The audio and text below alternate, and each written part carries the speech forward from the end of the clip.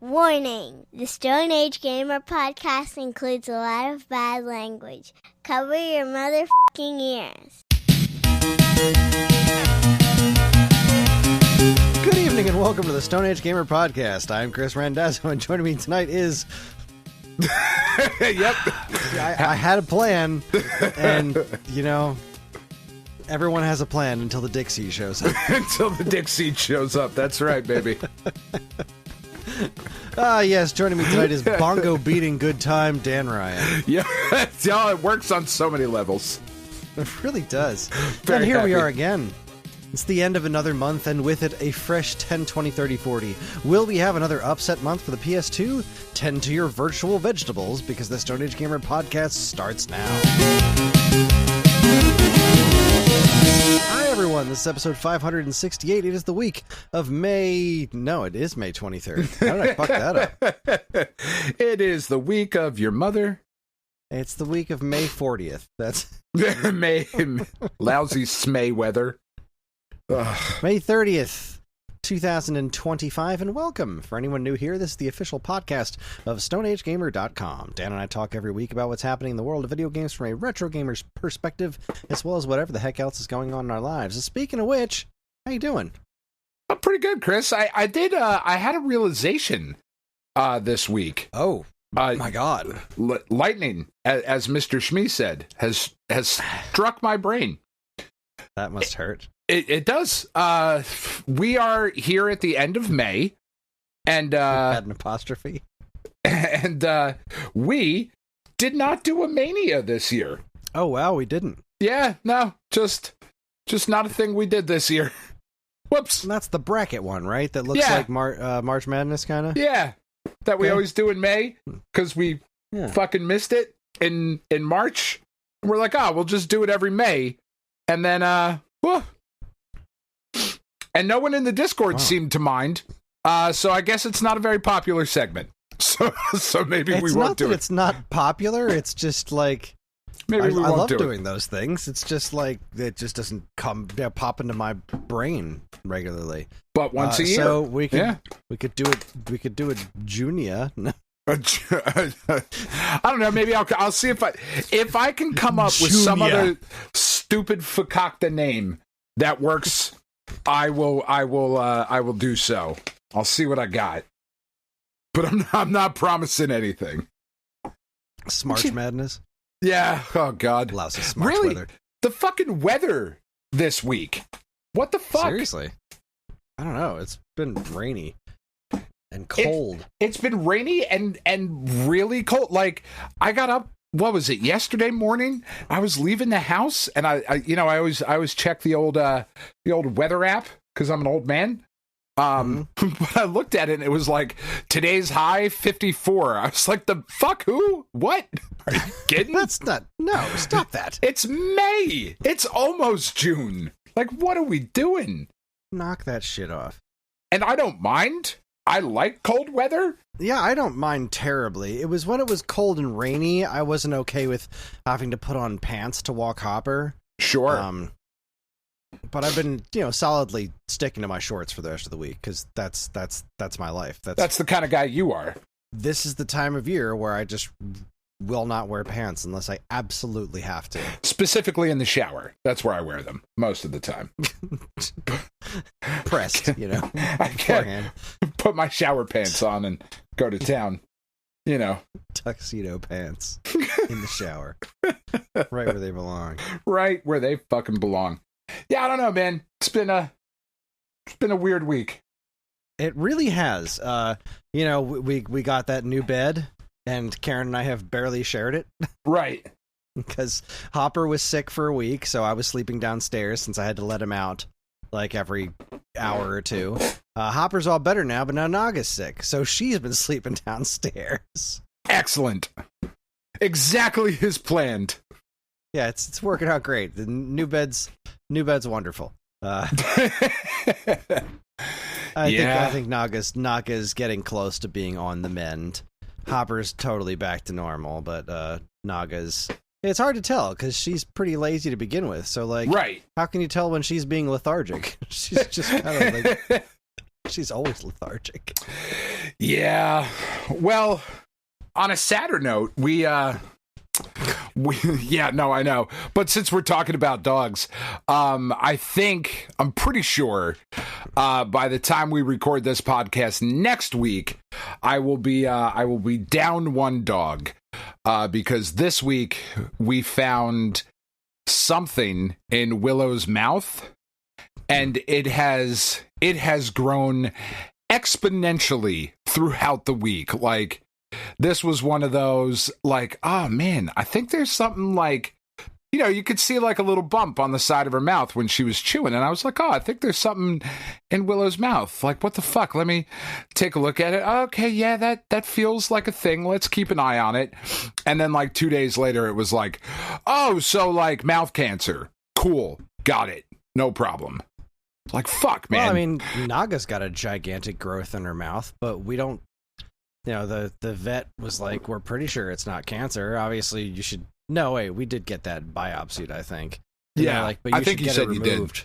Yeah, you should get it removed for like the low price of $6,000. Yeah, it's like, no, yeah. I think she'll just have to live with it because no. Well, and that's the thing, right? Like, Willow is a golden retriever, a purebred golden that we got from the Amish, and when we got her, they told us that she was already 6 or 7, which probably means that she was already 7 or 8, right? Mm-hmm. Like, because they're never honest about it. Maybe this time they were. I mean, it's certainly possible that they were honest, but I doubt it. And we've had her for 6 years. So the low end estimation is that she would be like 12 or 13 at this point, which is really good for a golden. You know, like, golden retrievers don't typically make it up to that, you know, that time frame. So, you know, we've certainly gotten a lot of life and a lot of love out of her. But yeah, I don't know. We're gonna take her into the vet. I think we're gonna try to get in sometime this weekend, but it was also the kid's birthday this week on Wednesday. They turned 16. Good Lord. Yeah, that's fucking wild. That's weird. And we were like, all right, kids. So it's a really weird, like, family conversation that we had to have this week. Cause like, and I'm laughing because it's just so absurd. But we were like, so if we take Willow in, guys, there's a very, very strong chance that the doc at Tiff's hospital is going to be like, oh yeah, like, today you should definitely do it. Like, today should be the day that you put her down. So we were like, do you want to do it before or after your birthday? Which of those is better? And they were like, I think we want to do it after. All right, I don't fucking know. So now we did the birthday stuff on Wednesday. And then, you know, yesterday was just whatever. Today we're recording. Tomorrow, we're going out and getting the rest of the kids' presents. We couldn't do it until the weekend because they're getting new stuff for their cages, or Penn's getting new stuff for a snake cage for the 2 that she has. And then Roddy's getting a fish tank, and like, he wanted to go pick out fish. And it was like, all right, the only day we can really make this work is Saturday. And then we're going out to like a hot pot buffet thing on Saturday, and then Sunday we're doing the family party, and it's like, I don't know if we can squeeze in killing the dog in between there, which is a horrible way to put it, but I have to be glib about it because, like, I'm absolutely gutted, you know what I mean? Yeah. So it's like, I don't know. And then the vet is closed on Monday, obviously, because it's Memorial Day. So you know, like, fuck, man, I don't know. It's weird, like, adding to the weirdness of this very weird, long, cold week. Like, oh, well, we've also got this to deal with on top of the kid's birthday. Cool. Fucking yikes. You know, it's part of the thing, you know, it's part of it, and it's whatever. But, like, fuck, man. Yeesh. And then we got an update on Tiff, which I will save for later. It's what we call a tease here in the business. Oh, okay. Yeah, we'll save that. Well, I did actually on the subject of Tiff. I wanted to let you know our YouTube channel has gotten a couple of comments. Oh, yeah? Maniac Moogle says, sorry to hear about your wife. My wife has MS2. It sucks, but it's one of the most symptomatically diverse diseases, and everyone's experience is different. Yeah. Hope if your wife has it, it's mild. And then we've got Maniac Moogle again. Wow, I hope everything works out with your wife, bro. That's scary. And then you had... Oh, this wasn't about her. This is from Skin... I don't know how to... Skin Taste Wood, I guess? It says, more bad language. I'm in. Frame rates are holding fine at 60 hertz. I don't know what that means. I like it, though. Maybe yeah. I like it, too. Maybe it's a reference to something we said. Probably. Seems about right. I feel like you've gotten there were other comments about Well, I will Tiff let her know. A couple of weeks ago. And I am sure she will appreciate that. I am sure she will. You know, I have told her, you know, like everything that has been mentioned in the Discord, and she's been very appreciative and very thankful of like everybody's love and support and all of that stuff, and you know. But we'll talk about that a little bit later. That's a fun update. Yeah. Oh boy.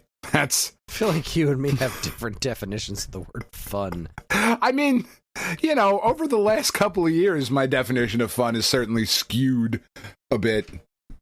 Yeah, it's been an interesting time to be Dan. It really fucking has, and I would like to go back to precedented times. I do not care for these here unprecedented times there, Kris.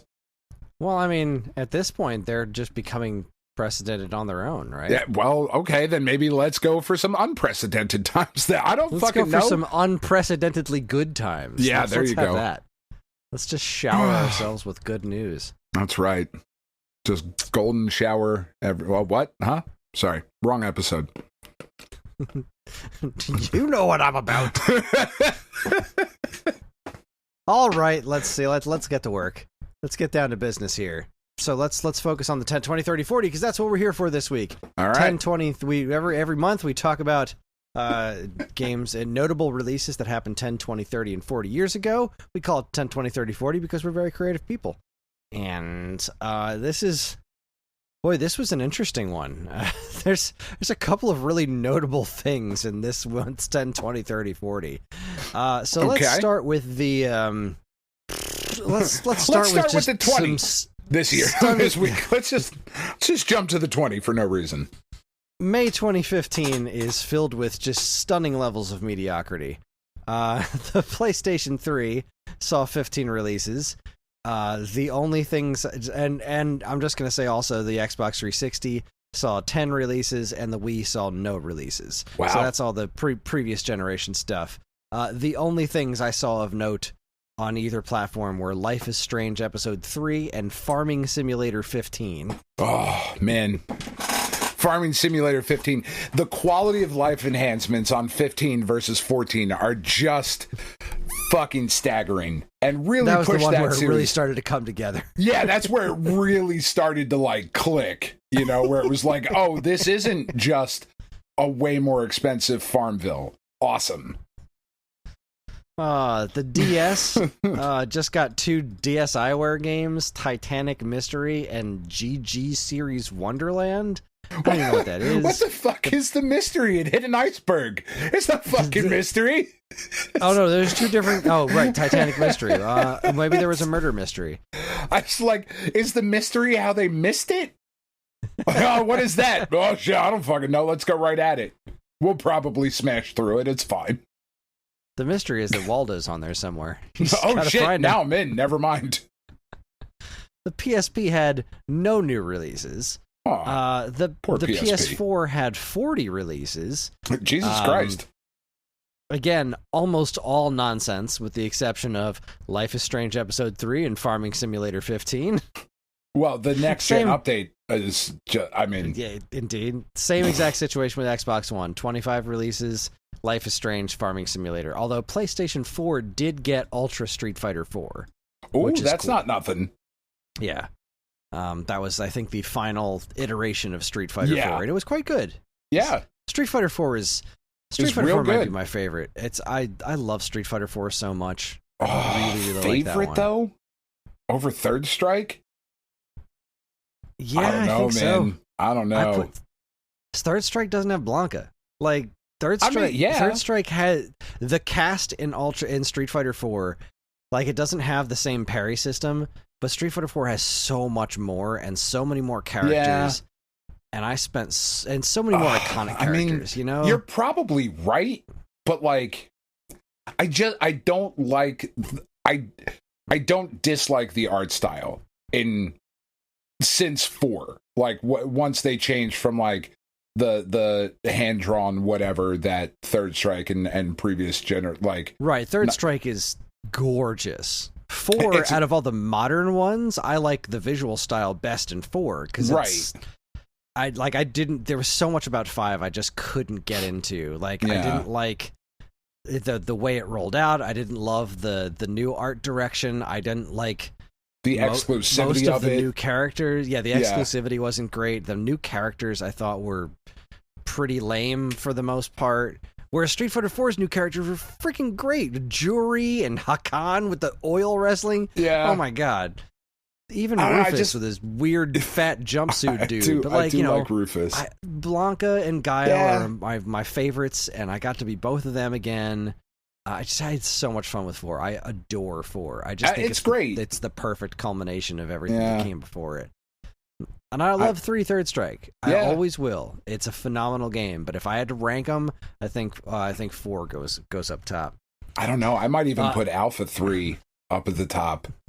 Oh, Alpha 3 is so good. That's a good point. I wasn't thinking about Alpha 3. Have we ranked the Street Fighter games? I feel like maybe we've done that. I don't think we have. I don't know. God, why do I not know that? We haven't ranked Street Fighter games. We should. We should. That would be a hell of an episode. All right. Well, we'll put that on the docket for the summer. That's going on the docket. That could be a good one. Maybe that's our summer. Maybe that's our summer series. Yeah. Mania. Maybe. Who knows? I don't know. We'll figure something out. Yeah. You could rename it Summer Series since we're doing Super Series now. Right. We could retake Summer Series and have that be. I feel like it has to be brackets. I would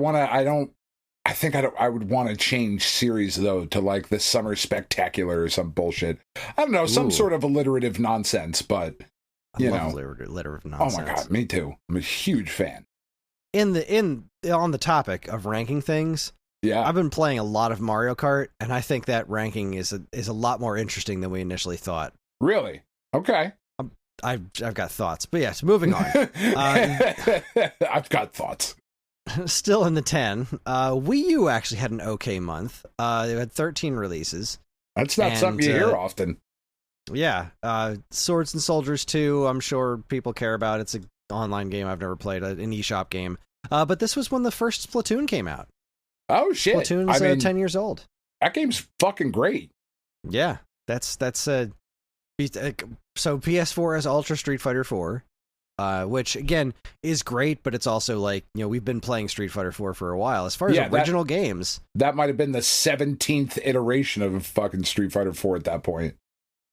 Well, it was Street Fighter 4, Super Street Fighter 4, and then Ultra Street Fighter. I think it was just the 3, right? I don't know. I was just being a dick. There was it was Super Street Fighter 4.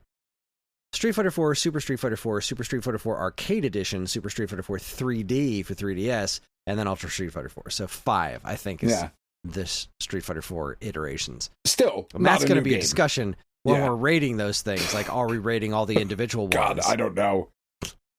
Street Fighter 2 Rainbow. I don't know that I know enough or remember enough about the different iterations to make that a worthwhile discussion. I definitely do. I can, with the exception of, because I fell off on 5 and I still haven't messed around with 6 much. But all the previous ones, I could definitely kick that pig with the Street Fighter 2 ones. And I might be able to. Maybe I'm doubt myself. Anyway, I believe in you. I believe in you and your ability to scrutinize Street Fighter games. That's right. So if yeah, not the original Street Fighter Splatoon. That's good stuff. Yeah, that is good. Ouya had Broken Age, Emoji World 2, The Zodiac Quest, and Raiden Legacy. I mean, yeah, those are Broken Age is cool. Like, I like Broken Age, and I'm sure Raiden Legacy was fine. I mean, raiding games are great. But the Emoji Quest 2? The Emoji World 2. Sir. Sorry, fuck. I fucked it the up. The Zodiac Quest. The Zodiac, right. That's right. Because the first one was Emoji World, or Emoji. I already forgot because I don't care. It doesn't matter. It really doesn't. None of this matters. None of this matters. It don't matter. None of this matters. And that just leaves the handhelds, which is 3DS and PlayStation Vita. The 3DS saw 11 releases. Guess how many the Vita saw? Remember, this is Vita we're talking about. 39. 51. Jesus fucking Christ. Almost none of it of any value at all. Everyone, whereas a banger. Yeah, you got Disney Infinity 2.0 showed up on Vita. And Octodad Deadliest Catch. Oh, I do love that. It's a real winner. But everything else was pretty much nonsense as far as I could tell. But over on the 3DS, there were 11 releases, and 3 of them that jumped out at me were Shin Megami Tensei Devil Survivor 2 Record Breaker. Yeah, that's not enough names in there. What a title. They really could have thrown some more adjectives in there at least. And then we've got Stretch Mo, which I very much like, the Push Mo, Pull Mo, Stretch Mo games. Those are pretty good times. And Puzzle and Dragon Z plus Puzzle and Dragon Super Mario Brothers Edition. Yeah, I mean, that is a thing that did happen. It sure did. And they really did try to make Puzzle and Dragons work on console. And it really didn't. Handheld. Either time that they've tried. Yeah. It just doesn't, it's just, which is fine. Bless their hearts. The core game is great, but fucking enough. Stop trying. It's okay. Yeah, so, I give it to Splatoon. Yeah, me too. Well, I would say that's the best game. Down. Yeah.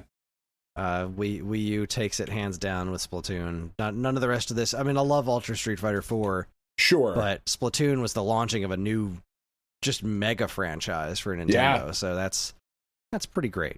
And it's not even, but overall, a pretty mid-month. Pretty bad. Like not spectacular. The cool thing about Splatoon 2 is that it really, like, I think Splatoon really shows Nintendo, like, at the height of their powers, right? Because they're never going to be the console that you get the exclusive new Call of Duty shit on. You know, like, that's just not their identity. But that market was so untapped in the Nintendo world, they found a way to not only make it family friendly and appeal to their kind of core demographic and their core values, but they also made something just really fucking great. Yeah, like they made it theirs and they made it phenomenal. Yeah, I mean, those are really, really fun games. I'm so impressed with them.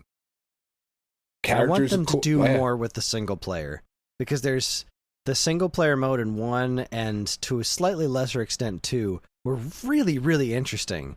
Like, those mechanics really work for a single player game. They really do. I would love to see them. I would love to see them really, really dive into that. But any hoosers. Yeah. Let's travel back 20 years to May 2005, where the PlayStation 2 saw 32 releases and, shockingly, not a whole lot of stuff of interest. Really? The only things that jumped out at me were Metal Slug 4 and 5 and Star Wars Episode 3, The Revenge of the Sith. Yeah, that's not great. I mean, Metal Slug's great. I love Metal Slug, but, like, when you're looking at the PlayStation 2 month, you know, their month of releases. Pretty weak for PlayStation 2. Yeah. Fortunately, Xbox, once again, picking up the slack with 9 releases. We had Advent Rising, which I know is a game that you liked things about. Yes. They got their version of Alien Hominid, which is a great game. They also got Revenge of the Sith. But the big deal this month was this was also the release of the very first Forza. Yeah, that's pretty big. Forza Motorsport. I don't play them. I also don't play Gran Turismo. Exactly. They're not for me. But I don't know how comparable those two franchises are, because I don't read about them, because I don't care, right? Like, and I don't say that in a dickhead way of, like, they suck. They're just not for me. If it's not, like, Need for Speed, I'm really just unconcerned for the most part with, realistic-ish driving games. But man, I know people are freaking out that Forza's now on PlayStation. People are so excited because Forza's apparently fucking outstanding. So, yeah, that's a big, hairy deal. Yeah. GameCube, on the other hand, only saw 2 releases. One was Madagascar, which was also on PlayStation 2 and Xbox, and Donkey Konga 2. God, I love Donkey Konga. Donkey Konga's a good time. Not enough to carry the platform for the month. No. But Donkey Konga 1, if this had been the month that Donkey Konga 1 came out, I would argue that maybe it did. Yeah, because the novelty of it. Yeah. Yeah. But it's just more of Donkey Konga. Yeah, which isn't bad. But the first time that you played Donkey Konga, you're like, holy shit, this is so fucking stupid. Why am I playing bongos to the Mighty Mighty Boss Toads? This is dumb, but I love it. Yeah, I would. That's probably a Forza. I mean, unless we have other things here. Well, we've got the handhelds. We've got Game Boy Advance with 7, DS with 4, and PSP with 4. And I don't know. Game Boy Advance might give things a run for the money because Game Boy Advance had the 7 releases were Killer 3D Pool, whatever, Pac-Man Pinball Advance, which was okay, Scrabble Blast, whatever, Revenge of the Sith, whatever, Madagascar, whatever. Yeah. We also had Fire Emblem: The Sacred Stones and WarioWare Twisted. I mean, that's pretty good. It's pretty good. I mean, again, Fire Emblem is another one of those things that's just not for me. Yeah. But, it's a thing that people care about, and WarioWare Twisted is fucking great. Yeah. Those WarioWare games are just so clever and fun and just ridiculous. I just love them. Twisted with the whole, put the motion sensor into the cartridge. Yeah. And it's just a bunch of weird twist your Game Boy Advance around WarioWare games. Yeah. Just utter madness. I feel like that game is worth a bunch of money now. I mean, probably. Because I know I have one. Because it came in a thick box because the motion sensor. That was Game Boy Advance, WarioWare Twisted. That's not so bad. Complete in box, $155. That's not crazy. Yeah, that's not crazy. It's my 4th most expensive GBA game. Huh. Aria of Sorrows at the top at $214. Wow. Followed by Zero Mission at $184 and Drill Dozer at $180. I didn't know Drill Dozer was worth so much. I mean, I feel like that was like a really limited release. I feel like it wasn't intended to be a limited release Drill Dozer. I think it didn't really catch on. That's certainly possible. So the DS had Puyo Pop Fever, Star Wars Episode 3, Need for Speed Underground 2, and Madagascar, while the PSP got MVP Baseball, Hot Shots Golf Open T, Space Invaders Pocket, and Smart Bomb. And the N-Gage had nothing. Yeah, I mean, I would say that goes to Forza as much as I love Hot Shots, it's great, but when was the last time that you were like, no, you really have to sit down and play this new Hot Shots game though? Like, it's so much better. Like, it's just more of Hot Shots, which is great. I think Game Boy Advance gives it a run for the money, but I don't think we're topping Forza as far as just being a megaton. Forza's just a big deal. Yeah. All right, let's head back to the 30, May 1995. This was a nothing interesting in arcades, nothing interesting This was on also PC. A month that happened 30 years ago? The Super NES only had one release this month. Ooh. Now, granted, that one release was Ogre Battle, The March of the Black Queen. Oh, that's a fucking great game that nobody bought back then. It is. It's so weird that the Super Nintendo only had one release. I want to look at a different source, actually, and see if I can confirm that. Yeah, that feels weird. It does, for the Super Nintendo. But it's also May. This is not when video games release. Because it's almost summer, according to that was Wikipedia. Sorry, it was Wikipedia before, and I just double confirmed it with Nintendo.fandom. Same thing. May 1995, only one release. Bunch in April, bunch in June. June had a bunch. June's got a lot. But yeah, Ogre Battle all by itself. Meanwhile, the Genesis had 12 releases. Notables jumped out at me were The Adventures of Batman and Robin, No Escape, Skeleton Crew, The Ooze, and X-Men 2 Clone Wars. Is that the good X-Men? I mean, I think it's better than the first one, but I like the Super Nintendo game better myself. Okay. Mutant Apocalypse. That was the Capcom one. Yeah, I mean, people gush about Clone Wars. You can play as Magneto. It's there's a lot of interesting stuff in it. Yeah. But I found myself, I just recently did one of those 16-bit brawl videos on it. And I just couldn't get into it. Like it's got neat stuff, but I didn't find the game to ultimately be all that much fun. Whereas the Mutant Apocalypse was really, it's got that Capcom charm.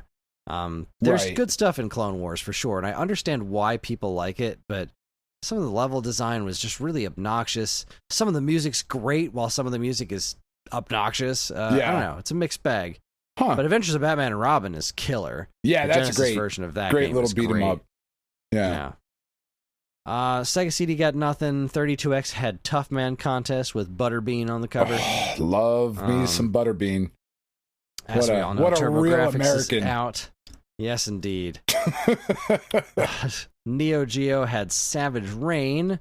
Nothing for Jaguar. The Jaguar CD doesn't exist till September. 3DO saw Slam & Jam 95. Ooh. But the big news this month was the launch of the Sega Saturn. Yeah? This is the launch of Saturn. We got 1, 2, 3, 4, 5. It launched with 6 titles. So, how do we feel about this launch lineup? The Saturn launched with Clockwork Knight, Daytona USA, Panzer Dragoon, Pebble Beach Golf, Virtua Fighter, and Worldwide Soccer. Oh, I mean, so I love Panzer Dragoon. Panzer Dragoon's a wonderful game. I also Clockwork Knight's pretty good. I've never played Clockwork Knight, I don't think. I love Virtua Fighter. Love Daytona.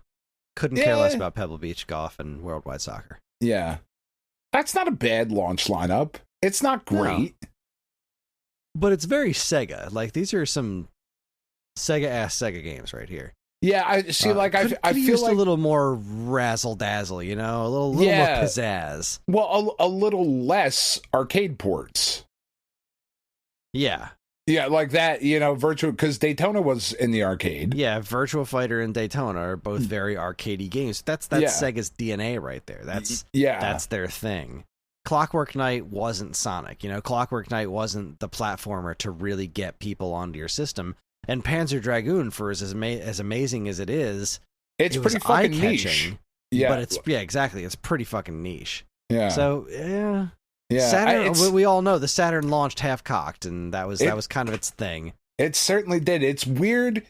It's weird to think about launching, and like I know Nintendo has done it as well, but like it's weird to launch a new Sega system without a Sonic game. Like that's well, the Saturn didn't even really thing, get guys. one. You know, like but it was only their thing for the Genesis though. It was their thing for exactly one system. Yeah, but so, like the next system probably should have had Sonic. Probably should have. Right out the gate. Dreamcast did. Yeah, this one did not. Yeah. Apparently not for lack of trying. That Sonic Extreme game had been floating around development for quite some time and just never really materialized. But yeah, so there you go. Saturn is in the mix now. We are here in the world. We're in a post-Saturn world now. And that just leaves the handhelds. Game Gear had nothing. Game Boy had Kirby's Dream Land 2, which is a great game. It's fun. I love that game. I mean, I think... Weird game. Yeah. I think the Saturn gets it by default. You know, just... Yeah, I mean... just because it's more than Ogre Battle. It's more than Ogre Battle, and I like Panzer Dragoon more than Batman and Robin and Clone Wars for sure. Yeah, for sure. And then arcade, a great port of Virtua Fighter. Yeah, great port of Daytona. Which like. Don't get me wrong. Yeah, I fucking love Virtua Fighter. I am a big fan. More than I do. Yeah, for sure. Yeah. So yeah. But Ogre Battles, it was expensive. Really, it wasn't ready good. for prime time. But yeah, that's I think Saturn definitely takes that month. But I don't want to take anything away from Dreamland 2. I spent a ton of time with Dreamland 2, and that is an odd game. That was like Kirby went through this. That was when like the Kirby games were really kind of leaning into the whole like everything's cute and adorable until the end, where it's an eldritch horror kind of thing. Like Kirby's Dreamland 2 had a weird cadence to it. Like this introduced the animal friends. Where you ride around in the mouth of a giant fish. It was very strange. Yeah, love big fish. Yeah. I like the big hamster. Sure. But it also had that weird like gooey thing. I don't know. I've heard you like a big hamster. Weird game. Who doesn't? And that just brings us to May 1985, the 40. And here, Dan, we have ourselves a really interesting situation. We have an unprecedented situation here in 2030-40. That's exciting. Because as far as I can tell, there were no games released in May of 1985. Wow. No, nothing notable in arcades. Not that I could find. Same with, it's hard to find proper lists by month of arcade and PC games. So I didn't find anything there. Nothing on the 2600 until August. Nothing on Intellivision until October. Nothing else on 5200 for the rest of the year. ColecoVision, nothing else until maybe 1989. It's possible some last like scragglers showed up in 89. The NES doesn't launch till October, and there was nothing on Game & Watch. There were no games in May 1985. Wow. This is a bad time to be a gamer at 5 years old, man. Fuck, I wasn't even 5. I was 4. Yeah, I was also 4. So I wasn't old enough to notice the video game crash, right? Sure. Because like at this point, the industry is just in the North American industry is just in shambles. But there's lots of great Atari 2600 games in the closeout bins, you know? Yeah, I'm still playing my ColecoVision at that point. Yeah. I'm still playing Mousetrap and Ladybug and fucking the Smurfs game and Zaxxon and shit. Like, I wasn't really worried about it. I don't know if I had my Atari by 85. I want to say we got ours in 86, but I could be wrong. Yeah. I don't know. I definitely had my Coleco at that point because I know for sure I was playing it when I lived in Fair Lawn, New Jersey, and that was around that time. It was 84 into 85 is when I lived up there. So you lived in Fair Lawn? I lived in Fair Lawn. Yeah, I lived in Fair Lawn for a few years with my Aunt Sandy. Yeah, we lived in Fair Lawn. Karen and I lived there for a few years. Yeah, I liked Fair Lawn. That's where I started kindergarten in Fair Lawn. Oh. The elementary school, Fair Lawn, whatever the fuck it's called. Mrs. That's Barker a weird name. Was Fair Lawn, whatever the fuck it's called. Yeah, it's a weird name for a school, certainly. But I still have the book. It's over on my bookshelf right now. Mrs. Barker. When I started kindergarten up there, I moved away halfway through the year, and my favorite book that we had read in class up to that point was The Puppy Who Wanted a Boy, and she gave me a copy of the book, and all the kids in the class signed it. It was like a real big deal. My dad like ran a tire donation drive because the elementary school had a tire playground outside, and like my dad spearheaded that. Even though he lived and worked as a cop in Saddle River, he still did that for the Fair Lawn Elementary School. It was weird. Anyway, it's the whole thing. Yeah, that's real inside baseball for anybody who fucking cares. But you know, I remember tire playgrounds though; those things were awesome. Yeah. My dad got a bunch of tires donated. Like, I don't know how, but he was responsible for the fucking playground at the elementary school. I don't know if it's still there. I wonder. Does a tire playground last for 40 years? I don't know. Certainly better than fucking splinters and hot metal. like other playgrounds back in the day. Anyway, this is completely off topic now. Well, that's the 10, 20, 30, 40. That wraps up our first segment. Not a single game in the 40. Yeah, that's weird. Bad times. Yeah, video game crash, baby. Woohoo! Yeah, weird month. All right, so with that, we're going to take ourselves a quick break. When we come back, we're going to talk about what's new at Stone Age Gamer and some week-old news. You're listening to the Stone Age Gamer podcast from geekade.com. Stick around.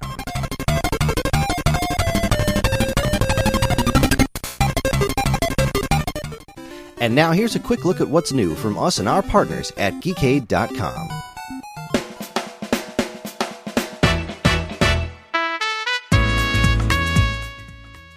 I didn't write commercials today. Oh, okay. Good. Because I'm editing, and I was like, fuck it. I got other things to do. I'm not doing commercials. Yeah.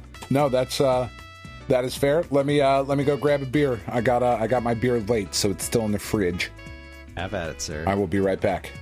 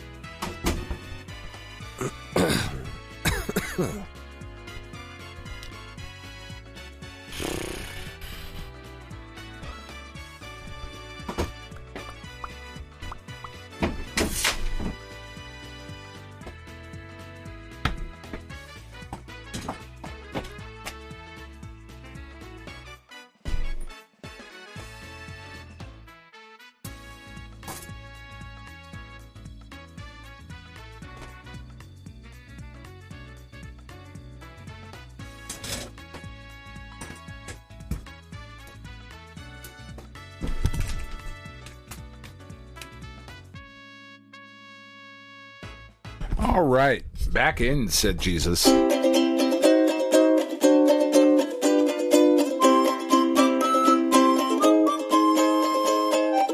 right, everybody, we are back, and it's time to talk a little bit about what's going on at Stone Age Gamer. This week was our 18th anniversary sale. Yes, Stone Age Gamer is 18 years old, and we had an anniversary sale. I say had because even though it's going on right now, it's over by the time you're listening to this.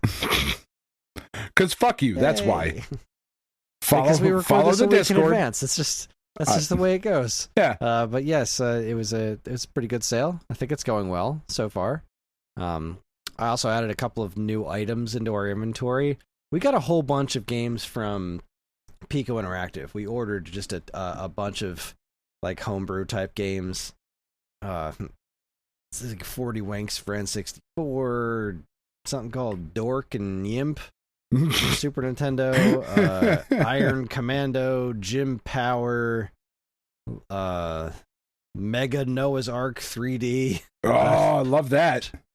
Just a bunch of wacky games. But we also got there were two new cleaning kits from One Up Card. They did one for the Sega card slot on Master System. Oh, nice. And one for TurboGrafx 16, that card slot. That's pretty cool. That is pretty cool. Yeah. Yeah. And that means it's time. No, it's do it. time, Dan. I know. I'm sorry. I got excited. It's time for my favorite segment, your favorite segment, everyone's favorite segment. Strap yourselves in for Week Old News. Welcome to Week Old News, where we talk about all the news that was new a week ago. And first up, we have... whoa. Oh. Amazon cancels Wheel of Time. Okay. I mean, we stopped watching it, but I guess we Yeah. weren't the only ones. I thought people really liked that show. Jeez. I don't know. Amazon cancels Wheel of Time Prime Video series after 3 seasons, leaving the story far from finished. My goodness. Yeah. That is why I typically don't start shows until they're done now. You know, Yeah, like which I've been burned a couple of times, and I am forever going to be angry at Disney. Because fuck you, you pricks. For which one? For the fucking The Apprentice. Not The fucking Apprentice, but The Acolyte. Oh yeah, The Acolyte. See, that really sucked. But the one that sticks me, the one that really, really hurts me is Netflix, because I will never forgive them for what they did what they did to Glow. Oh, God. And you don't even like wrestling. I don't even like wrestling, but that show is a fucking masterpiece. It's great. It's fucking great. Mark Maron and just killing it. Yeah, that show is outstanding. It just needed the one last season. They even renewed it and then said, never mind. Fucking bastards. Every last one of them. Anyways, sorry, that was just me opening up my news program and seeing that one. That genuinely surprises me. I thought that was a relatively successful series, but then again, it was probably really expensive, just like that Lord of the Rings show, and they're not going to cancel that one. I mean, they might. I don't know. That's a good point. Who knows? All right, let's see here. What do we got here? Nintendo Life reports Nintendo partners with Samsung to produce main chips for Switch 2. Yeah, I mean, I'm pretty that's sure cool. that's the whole story. I don't know. I don't know why that's there. Good for them. This is way more interesting. Time Extension reports Super Mario 64 ROM hacker is recreating Minecraft inside the N64 Classic. It even runs on real hardware. What the hell? Why not? Why not? I mean, I'm looking at it right now. I'm watching a video of it running. I don't understand it. So like there's some limitations. Obviously it's Minecraft on an N64, but it's built within the Super Mario 64 engine, and so you're just running around as Mario playing Minecraft as Mario, but with Mario physics on your character, so you can get around way easier. That's and, weird. Like, the camera is a Mario 64 camera, so like, look, if I could play Minecraft as a character this nimble, I'd probably enjoy it way more. Probably, because right? I think what I don't like about playing Minecraft with John is that I just don't think the actual game mechanics are any kind of fun.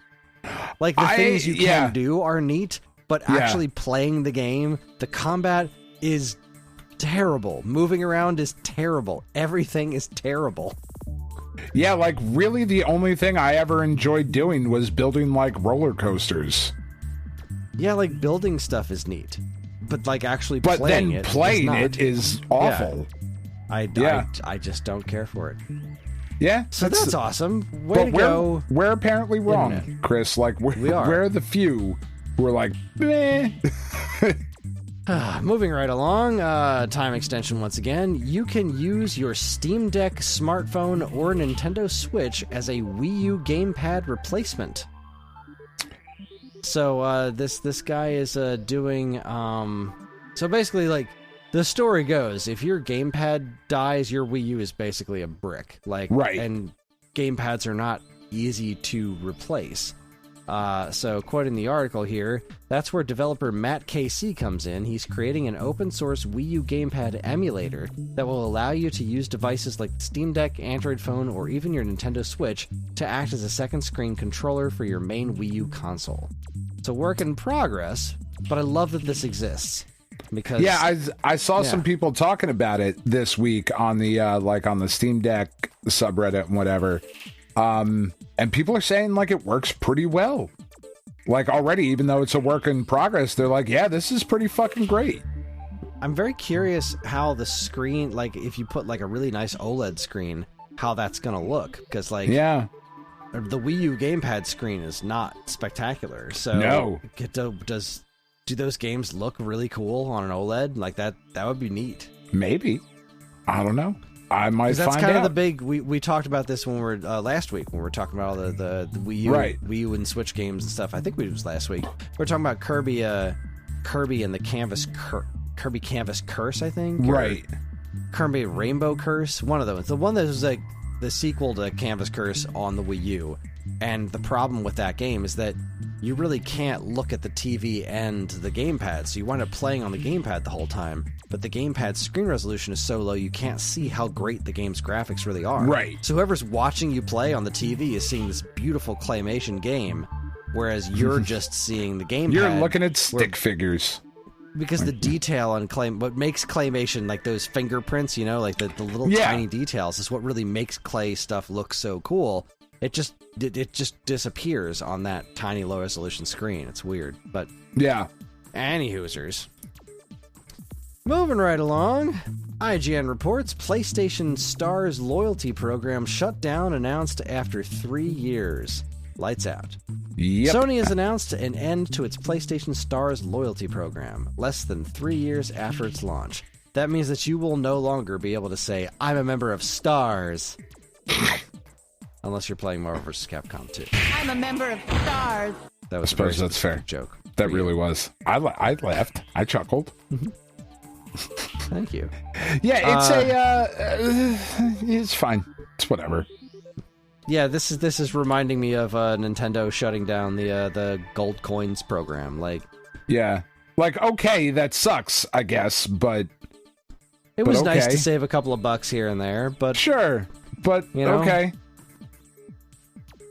Yeah, we can't have nice things. We can, and like I don't think anybody really gave a fuck about this. You know, like it's fine. It was a thing that was there, and I think I got a game or two on it, but not. You know, that's whatever.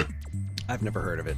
Yeah. Not gonna lie and sit here and pretend to be outraged because I have absolutely no idea. This Just is none a whatsoever. crime against humanity. Never heard of it. This is sad news. Nintendo Life reports ukulele dev Playtonic is the latest studio hit by layoffs. That sucks. That does suck. I can't say I'm terribly shocked by this because, like, they haven't really done a lot, right? They did ukulele, then they did ukulele and the Impossible Lair, which was very good, but didn't catch on. And then they're remaking ukulele as Yuka Replay, which that's not great.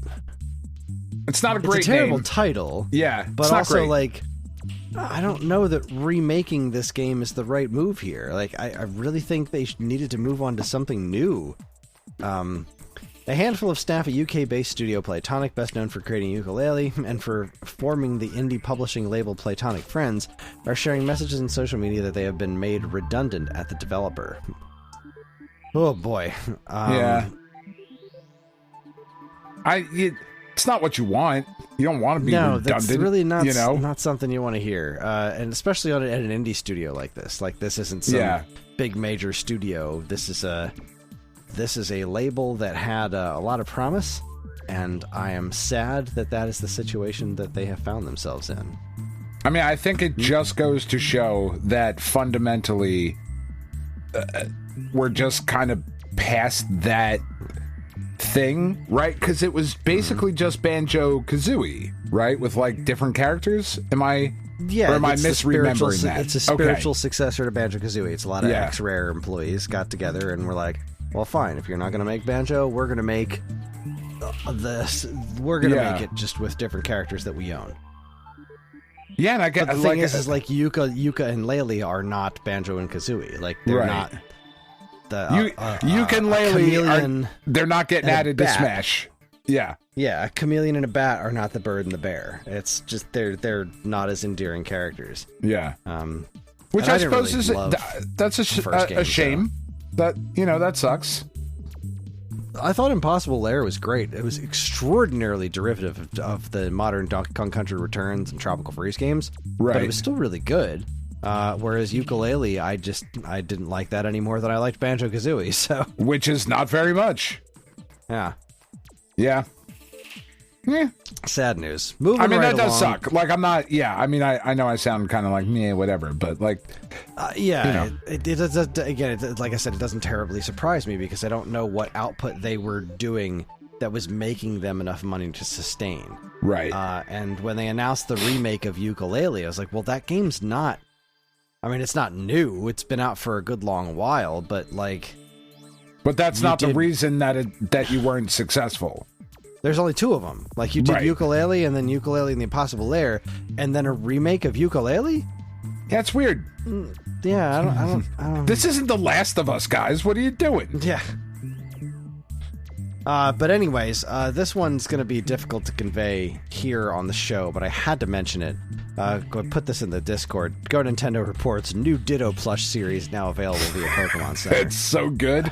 It's so These are good. absolutely ridiculous. So, apparently, I don't know the lore, but apparently there was one specific Ditto that did this or something, couldn't get the faces right. Yeah, so in Pokemon, all Dittos are able to perfectly copy the Pokemon that they are copying, which is a bad sentence, but I don't know another way to say it.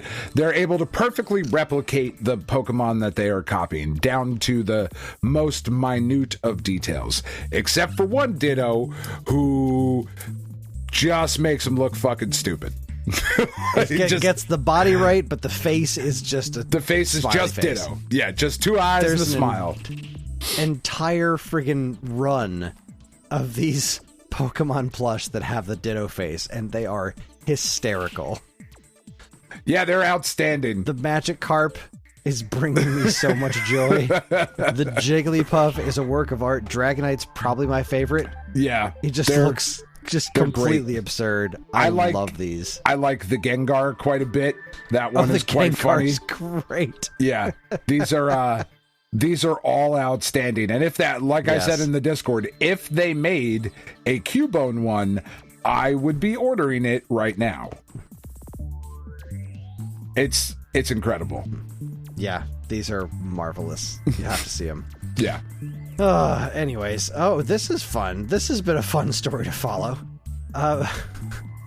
IGN reports Borderlands 4 boss Randy Pitchford addresses, quote, real fans tweet controversy. Nobody likes being taken for granted, and it was not my intent. Yeah, But, it was. It was, though. Like, that's what you said. It's kind of hard to be like, no, that's not what I meant, when that's literally exactly what you said, right? Because his quote was, real fans will find a way to spend $80 on the game. The full thing here, let's see. So, here's the exchange. Quote, Randy, this game better not be $80. Don't take that risk. A lot of gamers aren't going to pay $80 and feed this notion of constant increase of the price tag. You're the CEO. You have some say with the price when it comes to your publisher. Randy Pitchford's response was, A, not my call. B, if you're a real fan, you'll find a way to make it happen. My local game store had Starflight for Sega Genesis for $80 in 1991 when I was just out of high school working minimum wage in an ice cream parlor in Prismo Beach, and I found a way to make it happen. Now look. That's right, because 1991 is exactly the same as 2025, you fucking cunt. Yeah, and that's like, I'm that's sorry. where this becomes tone deaf. Like, yeah, I know what... I understand what he's saying. It's not right, but I understand in a misguided way. Street Fighter 2 Turbo for Super Nintendo was $80. Yeah. My sister and I made that happen. Right. But that's not where we are right now. But also read the fucking room. Exactly. That's not where we are as a society. And the $80 games, like, that's a hard pill to swallow. It is. When your eggs are still $10 a fucking carton. And maybe they're not everywhere else, but they still are by me. You know, like, I'm not saying that in an exaggeration kind of way or whatever, but at my local ShopRite, I was just there the other day. This week, they were $10 for a fucking carton of eggs. Like, eggs were not $10 in 1991. Again, and I cannot stress this enough. The cost of living, you fucking cunt, was different back in 1991, and it was also less of a. It was the industry itself was so much less greedy because, like, a lot of those prices back then came down to, like, well, this cart needed to have a whole lot more memory, so ta-da! Like, that's just, this thing just costs more. Whereas this point is like, well, if these guys are selling for $80, maybe we can sell ours for $90. Like, there's so much underhanded corporate CEOs, just unabashed greed now just greed. Than there was back just then. Greed. Pig, fuck, piggy, picky. Like, just... it's exhausting. It's exhausting. So he says, in seriousness, though, Nobody likes being taken for granted, and it was not my intent. I'm humbled by the love and support everyone has shown the team as we push hard to get this amazing game in your hands. They're crushing it, and I can't wait for everyone to play what's going to be the best Borderlands ever. Regardless of where the price lands, it's going to be worth it, and then some. Back to work for me. But, like, what do you mean you don't have any say in the price? Come the fuck on. Yes, you do. You're Randy fucking Pitchford. You're in charge. If you don't have say in the price, who is making that decision? You should probably talk to them. And if it's not you and somebody else is making that decision, guess what? They answer to you. Yeah. So you could make that happen. Yeah, it is exhausting. It is. Living in the world today is exhausting. I am glad that I am not a Borderlands living fan. in the world today. Yeah. Let's finish on something a little bit more cool, shall we? Is it the Shigeru Miyamoto only wants to make Pikmin story? No, I didn't include that one, but yes, there was a good interview with Miyamoto where he said a lot of things, and there are a lot of people. There's like an entire subsect of the internet that I found from like Facebook, just like showed me things. Okay, and there's like a really seedy part of the internet that thinks there's a massive conspiracy with Miyamoto and Donkey Kong. Of like Donkey Kong hates the rare design for Donkey Kong. He's always hated it, and that's why they're changing it now. Miyamoto hates the rare design for Shigeru Donkey Kong? Miyamoto hates Rare's redesign of Donkey Kong Country. Okay, he hates Donkey Kong Country too.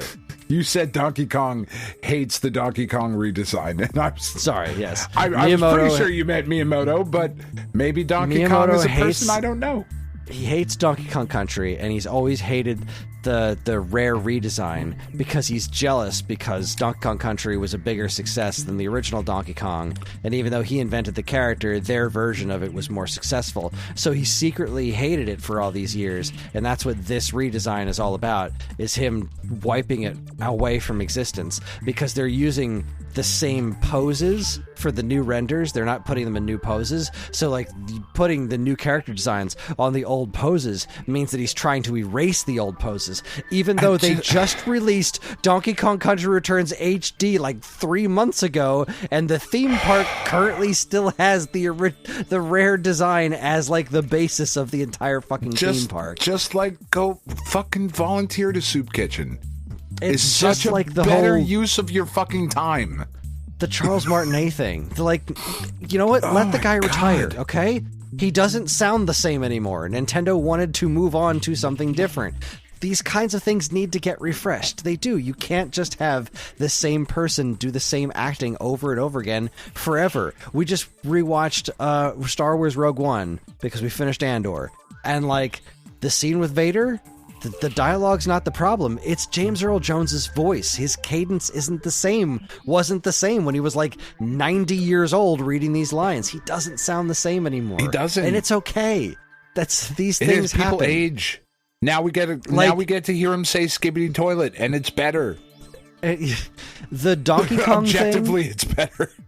The Donkey Kong thing is like... They're like, no, they wanted to be more expressive. No, they didn't. They just hate the rare design. Like, well, look at the whole, okay? Look at the entire situation. The whole lineup of Mario characters is getting at least a slight refresh.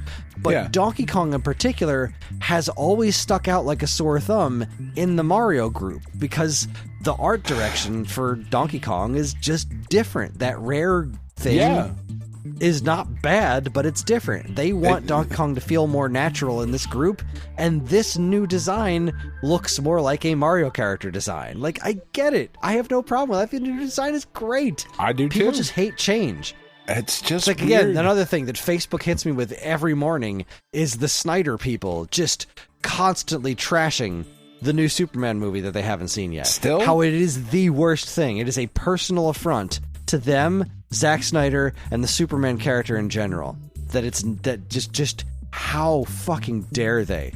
The nerve of this clown, James Gunn, to have Superman be anything other than wearing a black suit and completely invincible. I think if you are a person who thinks that the Zack Snyder version of Superman is the actual true representation of the character, then pardon my language here, but you should take a long walk off a short pier.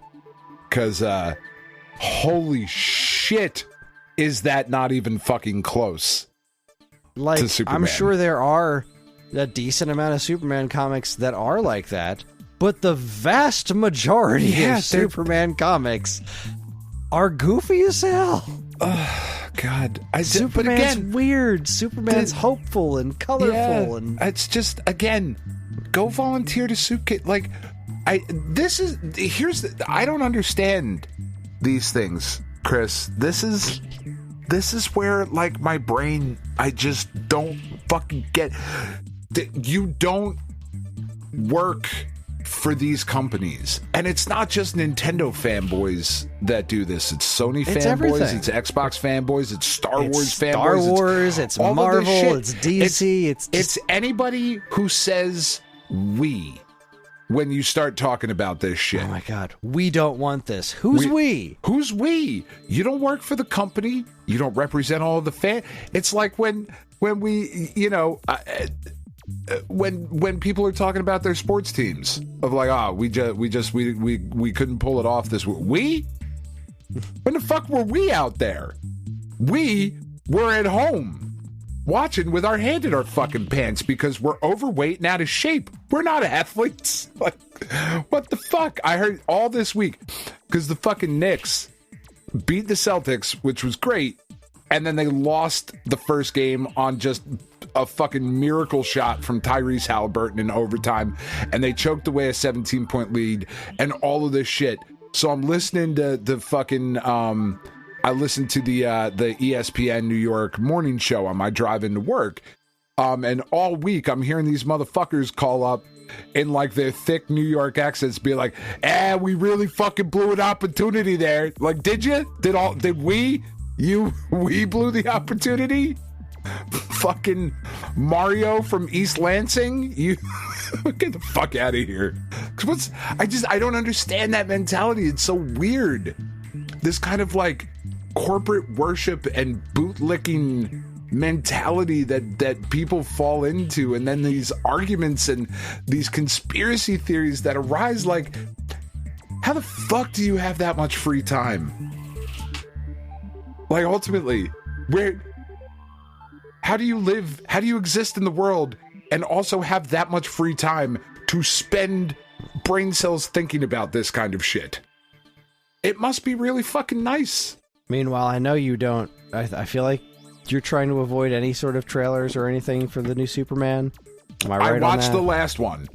And that is it. I'm done after that one. I fucking cried. When he sat forward and said Miss Lane in that slightly deeper voice, it's like, and then she like turned on reporter mode. It was like, incredible. Damn. Absolutely. Damn. I got chills. I'm so excited. I happened to see some YouTube comments on there, like just as I was like scrolling through it or whatever, trying to like get to the next thing that I was going to watch. And like one of the comments I saw was like, so does Lois know he's Superman? And did you not watch the fucking trailer?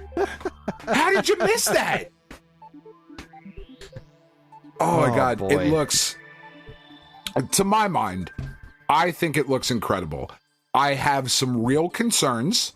As do I.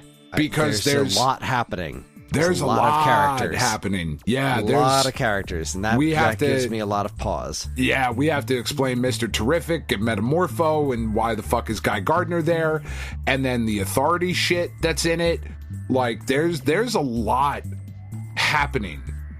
Yeah, however, I hope it's not overstuffed, but however, the things that we talked about with the last one, like the fact that they filmed the fight scene in the Cleveland Guardians Stadium, like that level of love and attention to detail, I think is great. What really pushed it over the edge for me, and so, like I said, I openly wept at this trailer. Like, the tears streaming down my face. I was just overcome with the emotion and the joy and the love and the hope that was in there, and the music, especially the way the slight tweakings to the theme It's all of it. I just think is really, really, they're really fucking nailing it. But when his mom says, you know, when she just looks at it, I washed your boots, I'll go get them for you. I was like, fuck yeah, like that's Mom and Pa Kent right there. Like that's not Kevin Costner. You know what I mean? Like that's not Kevin Costner dying for absolutely no fucking reason. No, let me die. It's cool.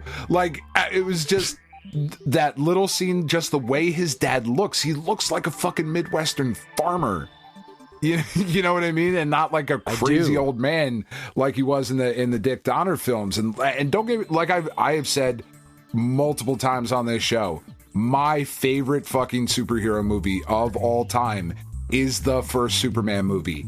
I don't know that there is anything that will ever change that because I saw it when I was a little boy. Yeah, like I just don't know that there will ever be anything that has that impact on me ever again. I love that film is flawed and there's some issues with it. This feels really fucking close to that kind of love and tone that was in that movie. I am so cautiously optimistic. Yeah, I really hope he doesn't screw it up. Because he doesn't have a flawless track record. No, but, James Gunn is good. I didn't like...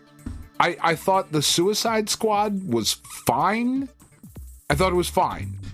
That's how I thought about that, and that's how I felt about Guardians 3. Exactly. Guardians 1 and 2 are great. Really good. Guardians 2 is one of those movies that makes me cry when I see it. Yeah, Guardians 2 fucking hit. I'm gonna make some weird shit. Like it's a great movie. The holiday special is great. Peacemaker is fucking great. Fucking Peacemaker is amazing. It's so good. I don't know that translates to Superman though. Yeah, I guess we'll find out. We'll see what he's got in him. I really, really wanted to. I think the dude, Corn and Sweat, I think he is the first one that I think has nailed that difference the way that Christopher Reeves did when he, you know, takes the glasses off and stands up and whatever and is about to tell Lois in the first Superman.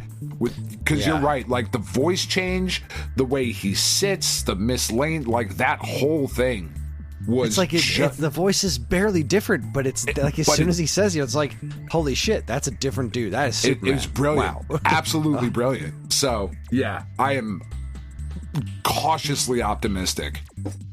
All right, reining this shit back in. Our last story of the 10, 20, 30, 40 Pure Xbox reports Xbox Retro Classics, the full list of games included at launch. So a bunch of old Activision games, since Microsoft owns them now. They showed up on Game Pass. Yeah, it was like 50-something games, right? Yeah, we're talking about Activision Prototype number 1, which is actually a thing. Ferg told us in the Discord that they discovered an Activision Prototype, and it doesn't have a name, so that's just what it's called. Atlantis 1 and 2. This is interesting. I didn't realize that they owned any of the iMagic library. I thought the iMagic library, Atari owned some of that, but I guess, I don't know. So anyway, Atlantis 1 and 2, Barnstorming, Baseball, Beam Rider, Bloody Human Freeway, Boxing, Bridge, Caesar 2, Checkers, Chopper Command, Commando, which is a Capcom game. That's wild, but Activision published it on Atari. Conquests of the Longbow, The Legend of Robin Hood, Cosmic Arc, Crackpots, Decathlon, Demon Attack, I love that game, Dolphin, Dragster, Enduro, Fathom, Firefighter, Fishing Derby, Freddy Farkas Frontier Pharmacist. What? I don't know that one. Freeway Frostbite Grand Prix. I used to play the fuck out of that game. Hero Kaboom. Kaboom's amazing. Kaboom Laser Blast, Mech Warrior 2, Mega Mania, one of my absolute favorite Atari games. Pitfall 2, Police Quest, Pressure Cooker, Quest for Glory 1, Riddle of the Sphinx, River Raid 1 and 2, Robot Tank, Skyjinx, Space Quest 2, Space Quest 6, fuck the rest of those numbers, Space Treat Deluxe, Spider Fighter, Star Voyager, Tennis, The Adventures of Willie Beamish, The Dagger of Amun-Ra, Thwacker, Title Match Pro Wrestling, Torrens Passage, Trick Shot, Vault Assault, Venetian Blinds? Okay. Zork 1, The Great Underground Empire, and Zork 0. That's a list, man. There's some good shit That's a on list there. of games. There is some good shit on there. There's some really cool shit on there.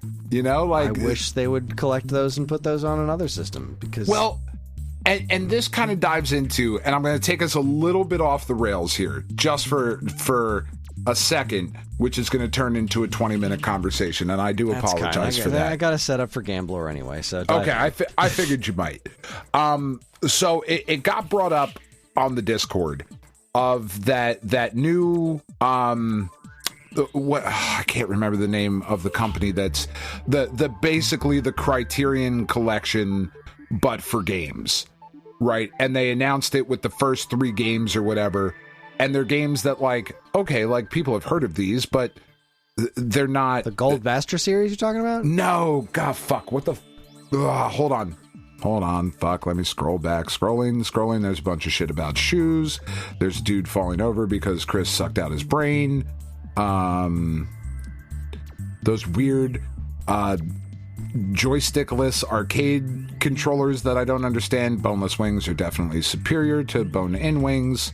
You fucking savages. Hold on. Scrolling. God, there was a lot of talk about boneless wings in here. Here we go. The Criterion Collection of Games is finally here, brought to you by our good friends over at Digital Trends. Video game design studio Lost & Cult announced a new physical game label called Editions. The label will release prestige editions of beloved games that include original box art, 40-page booklets, and other extras. Lost & Cult is best known for releasing books on video games through its Design Work series, as well as vinyl records featuring game soundtracks.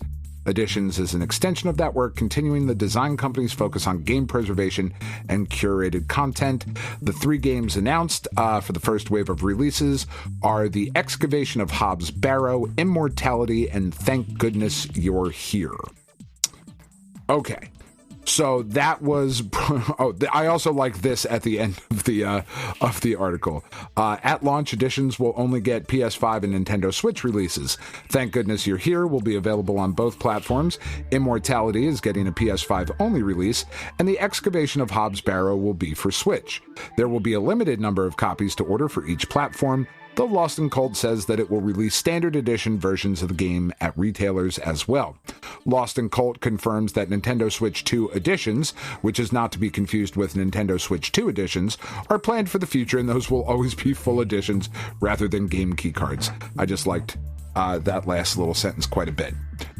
Which then sparked a little bit of a discussion on the Discord about those 3 games being the first in this new series. And like, I've heard of all 3 of them. I've certainly heard of Thank Goodness You're Here more than the others, but it got brought up in the chat of like, okay, if we're doing like the Criterion Collection of games, you know, Snazums was talking about the Atari collection, the Tetris collection, and then we got down to Chronodin. Could be a rights issue. Does Activision still own Sierra and King's Quest? Because I would consider $80 for a nice physical King's Quest. And that got me thinking, right? Like, especially with what you're just saying about this edition of games and like Space Quest 2 and 6. If we're going to start doing these Criterion collections, right? This sort of idea of game preservation and this sort of thing. Give me the King's Quest series in a nice box set with nice physical, you know, media, whatever on Switch 2 or whatever platform, you know, but that's where this shit should be going, right? You know, you've got all of this stuff that Atari or that Activision is doing with Xbox, but there's this kind of untapped market, you know? Give me the Space Quest shit, the Police Quest stuff, like, and start back at the beginning. You know, I think that Atari collection, even though I haven't played it, I love the idea of it, that storytelling. Like, that's what special editions should be. Thank Goodness You're Here came out 2 fucking years ago. If that. Mm-hmm. That's the Gold Master series has really been... Yeah.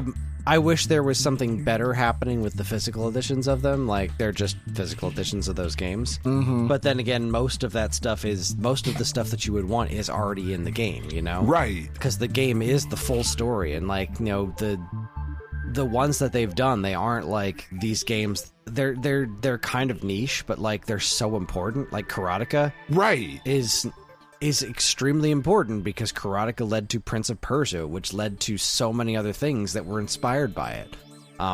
Tetris, all the Jeff Minter stuff, like it's all, and maybe it's not huge here in North America, but for Europe in particular, the Jeff Minter stuff is huge. So, like, yeah, I love the Goldmaster series, and I can't wait to see where that goes. But the ones that you're talking about, that does not strike me as super exciting. Right? Yeah, you're right. Do those games that were like the real the cornerstones, you know, like physical editions, and get those games on different platforms too, like more platforms that more people can play these monumental classics that shaped the industry. Yeah, you know, like that pissed me off about that Monkey Island collection. Like, right, okay, but also it's not a huge collection, and it's only PC. Like, get those games on other platforms, and the Criterion stuff was so cool because it presented these movies as important and big and discussed the importance and included a bunch of extras. But also, if you had anything that could play a DVD, you could be a part of this fucking subset of collectors, or, you know, film preservationists, like whatever, however you justified it to yourself to make these purchases that were quite expensive for what they were.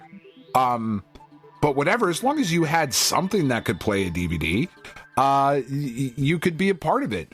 Whereas, you know, here we're talking about a brand new thing, and they are saying, this company, Lost in Cult, is saying, think of it like the Criterion Collection for games.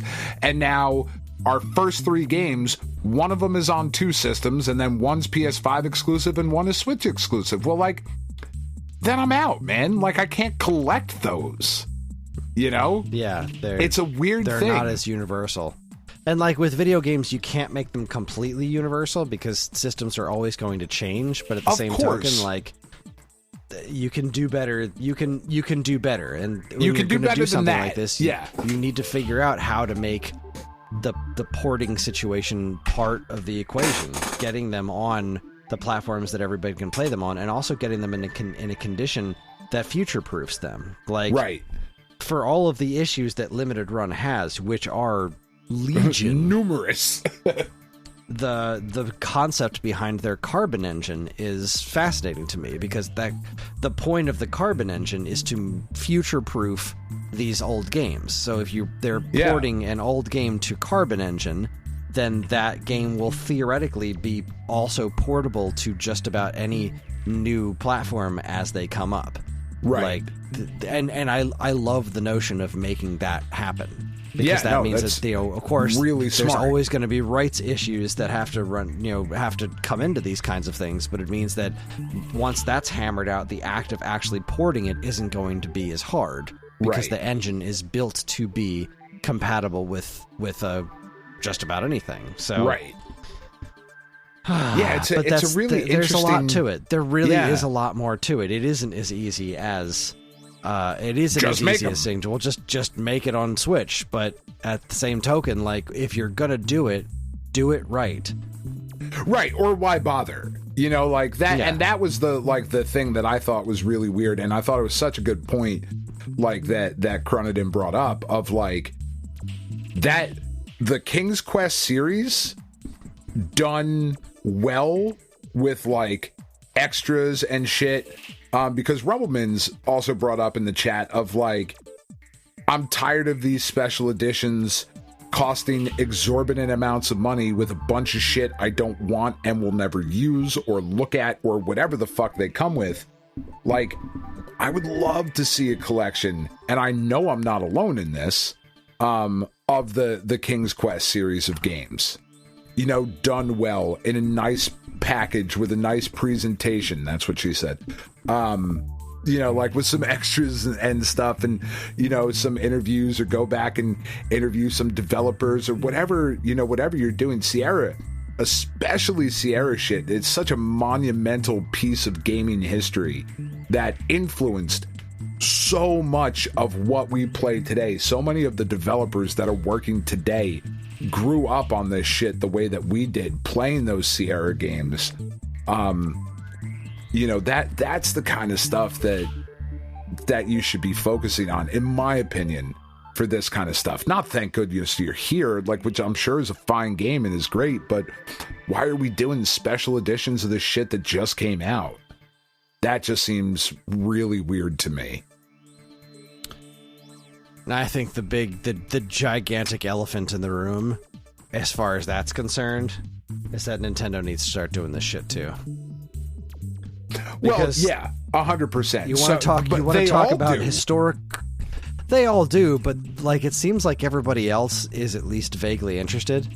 And Nintendo just doesn't give a fuck about their history. Guarded, and it's holy shit! They give a fuck about their history, but not in the way of sharing it is what I mean. Yeah, exactly. And holy shit! There needs to be a Donkey Kong collection that includes all the ports and weird versions of the original Donkey Kong, and interviews with the people at Nintendo. I know they have a museum, but their stuff needs Nintendo needs that Atari 50 treatment. You know what I mean? Well, yeah. I was just gonna say, look at Atari 50 and then just apply it just to side-scrolling Mario. Even leaving out the fucking Mario up to Super Nintendo. You could do Volume 1 or whatever the fuck. Or and hell, just NES and Famicom, up to just to the NES launch, just the black box stuff. You could do there's so much interesting history there. Yeah, but alas, there really, really is. And doing, as I've said, I've come back around to the physical media over the last couple of years, and this idea of having things that will last, and a physical representation of the things that you love in the collection, and all of that stuff, and some amount of regret for the things that I have gotten rid of over the years, and not really from a monetary standpoint, would it be nice if I had all of my Castlevania Game Boy Advance games in the box with the manual? Sure. Do I ultimately give that much of a fuck because I want to resell them? No, not at all. It would just be nice to have them lined up on the shelf for display and all of those things. But there's such an opportunity here to put these games that are without piracy. If you really think about it, without piracy, so much of this shit is gone already. Because companies just have not preserved it in a way that makes it accessible for future generations. There is so much of video gaming history that is only accessible through putting on an eye patch and a peg leg. And that's a real fucking shame. Anyway, off of my high horse now. Well, that's going to wrap up week old news. Was that enough for you to get Gambler set up? Oh, yeah. I'm okay, good. All right, spinning. I was trying. Nah, you wield excellent points, but that's going to wrap things up for week old news. We're going to take ourselves another break. When we come back, we're gonna hit you with the checkpoint. Talk about what's been going on in our lives. You're listening to the Stone Age Gamer podcast from Geekade.com. Stick around.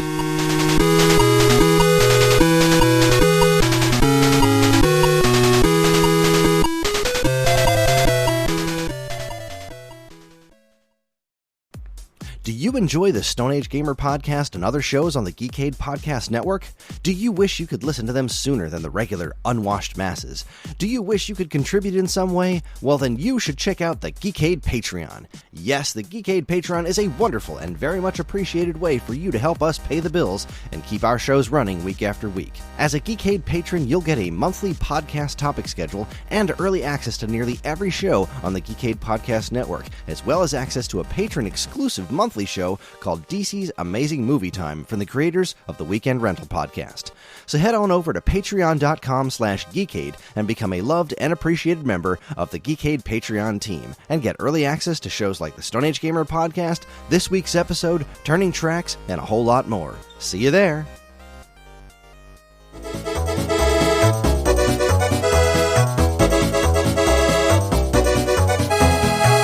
All right, everybody, we are back, and it is time for the checkpoint. Checkpoint! We're talking about what's been going on in our lives. And Dan, you had a big tease at the top of the episode. You were going to give us an update on the Tiff situation. So what's cooking? So I mean, just as awesome an update as you could possibly hope to get, right? So I said, she went to the doctor before.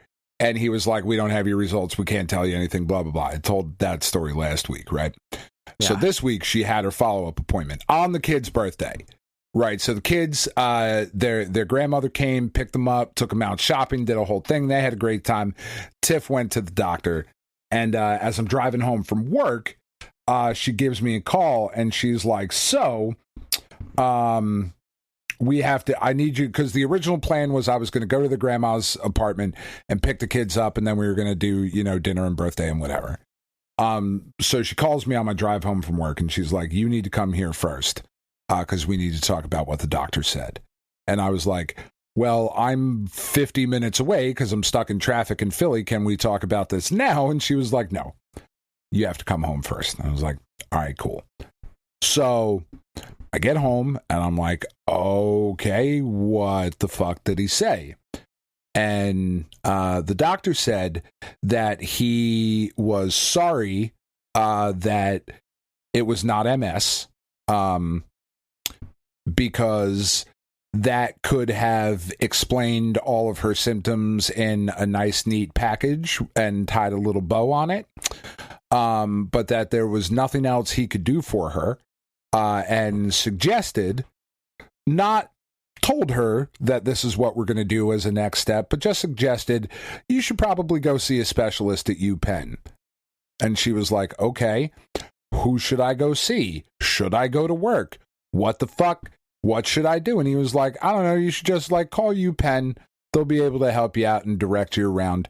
But yeah, you should definitely not go to work. She was like, all right, so what are you diagnosing me with so that I can collect unemployment, so that I can start that process? Because even in the best of situations, we're 60 days out from that. You know what I mean? Yeah. And he was like, well, I can't do that. And she was like, but you just told me, this is the second time you're telling me I can't go to work. And he was like, oh yeah, I don't recommend you do anything physical. She was like, okay, why can't you write me a recommendation or whatever? And he was like, because I'm not going to diagnose you with anything. I don't know what to diagnose you with. Call UPenn. Bye. Like, fucking really? And she was like, but I have the herniated discs. And he was like, yeah, everybody has herniated discs. It's like, I don't fucking think that's true. I don't think that's true. Maybe it is, but I just don't think the entire population of the planet is walking around with fucking herniated discs. So it was like, okay, so I can't go to work. No, you definitely shouldn't go to work. But you're not going to write me a note. No, I'm definitely not going to do that. So just get fucked then, is basically what he told her. And she was so, I think, like I said before, it's been such a roller coaster for her, because she also was not excited about an MS diagnosis, but at least it put a name to what she was feeling, right? It put a name to her symptoms, and it put a treatment plan in place, and it started us down a path of, this is what we can do. This is, like you said, the YouTube comment of everybody's case with MS is different. Everybody's is. The symptoms are so wildly different that, who knows, it could have been terrible, right? She could have not been walking by next year if it was MS, but it could have been super mild. You just don't fucking know. But at least there would have been a path that we would have been going down, and it was easily diagnosable and whatever. Now we have to re-get the orders for examinations and for all of this stuff, and now we have to go to specialists at UPenn, which is, you know, not the easiest place to get an appointment. Who knows how long that's going to take. And she has to go back to work. You know, we simply cannot exist any longer. We did it for a very, very long time where my salary was enough for us to pay our bills and be able to, you know, still live. But that's not the world we're in currently. We cannot exist without her salary. And she doesn't make a fuck ton of money, but she makes a fuck ton more than zero. And it is just so frustrating, especially compared to how I was treated. Right? When I went into the doctor and I was like, hey, XYZ, this is what I think is going on. They were like, yeah, sure. Let's go down this road and see what's up. And everybody was so helpful and so caring and so kind and all of that. And this guy was like, yeah, I don't fucking know. Go away. It's like, dude, what the fuck? Like, what do we do next? You know? And that's where we are right now. We're in the what the fuck do we do next phase of things of, all right, we've called you, Penn, but who the hell knows when she can get in there? You know, we certainly didn't get a hold of anybody. You know, there was like the scheduling department will get back to you within, you know, 48 to whatever hours, blah, blah, blah. And I was like, okay, great. So we know less, I think, than we did, because this dude wouldn't even offer any thoughts on it other than I'm sorry it's not MS, because that would have been easier. Awesome. Cool. Thanks, Doc. You're the best. And that's where we are. And you have to wonder if the reason he won't say anything is because if he does, then he's open to any number of lawsuits for being wrong. Maybe. Who knows? Like, because if he says, you know, no, you have this, even if he's slightly wrong, or if you disagree with it and you go to get unemployment and then you get denied because of some reason, then now it's this whole other thing. And the hospital can get sued and everyone can get sued. Right. And because that's the world we're in. Exactly. Instead even of actually doctors need to cover their asses completely, and not to like jump, like maybe this guy is just a prick, like I'm not saying very that, certainly like, yeah, who knows. It's definitely a distinct possibility, but it's also a distinct possibility that he's just in this position where helping people has become harder. Helping people has become so much more difficult because of how this country is just built around the concept of like, well, you know what? Something goes wrong with me, I can sue, and then I'll be a millionaire for the rest of my life. That's all. Right. That's all I need. Like so many people in this country think they're one car accident away from just being set for life, and it's really fucking disturbing. Really fucking disturbing. It really fucking is. And like, all of that is true. And it doesn't pay my bills. You know, it doesn't pay your bills. It doesn't change the fact that you are in trouble, that you have, that we need, you know, because we're in the same situation. If one of us can't work, we're screwed. We're fucked. Like, we're paycheck to paycheck on 2 full-time salaries. 2 full-time salaries. Like, yeah. And with both of us rocking side hustles, too. Yeah. I make a decent amount of money. I make a decent amount of money. I don't make enough. I make, and like, I mean, I don't give a fuck. I make about $100,000 a year. I don't know why I'm being cagey about it. We shouldn't be cagey about that. We should talk about these things. You know, like my job, I make about $100,000 a year. And I remember when I started my career thinking, if I can just get to that point, right? If I can work hard and get up to like where I'm making around 100, we're good. You know, we're good. And 20 years ago, back we might have then, been. when you thought that, you would have been great. We might have been, but oh, fuck, man. Because Tiff certainly does not make $100,000 a year.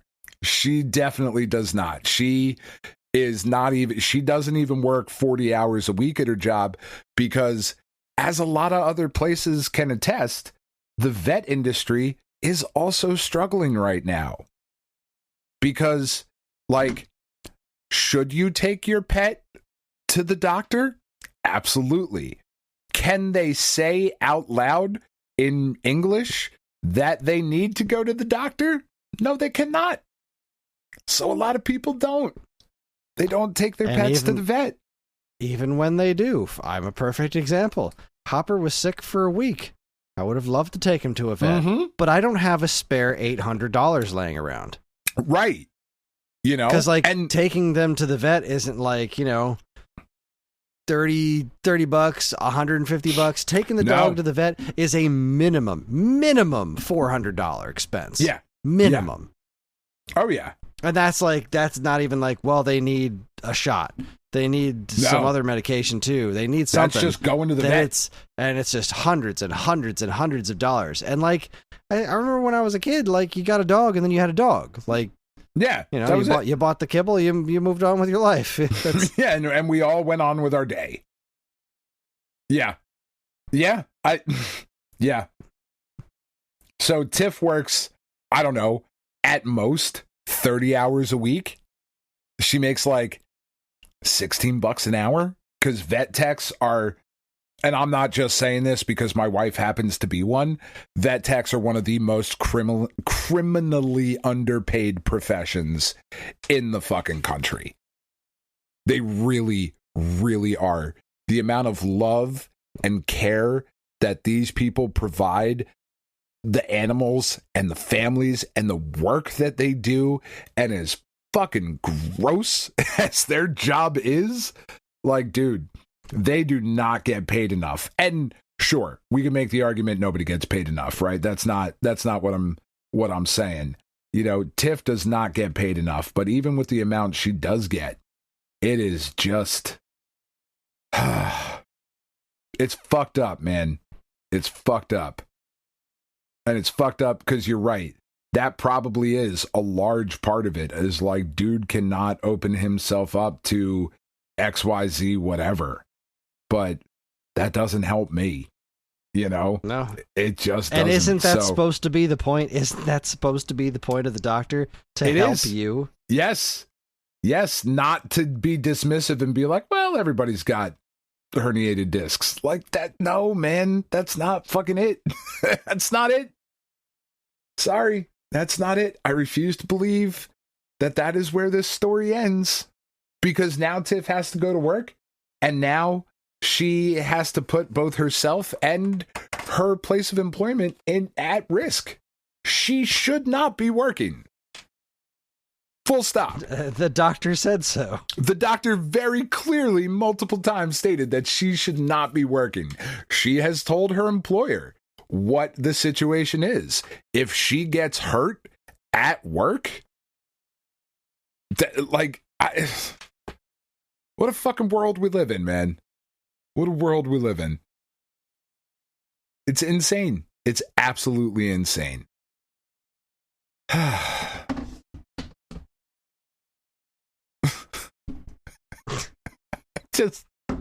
I don't know. I just don't know. I don't know. I laugh so I don't fucking cry at this point. My God. I mean, man. Really, that should be the tagline of this entire podcast. It really should. Oh, man. I really wonder. I might go back and listen to those first couple of years when we were young and full of hope. See just what kind of bitter old fucks we've become. Oh, man. Yeah, that's the Tiff update. That's where we are currently.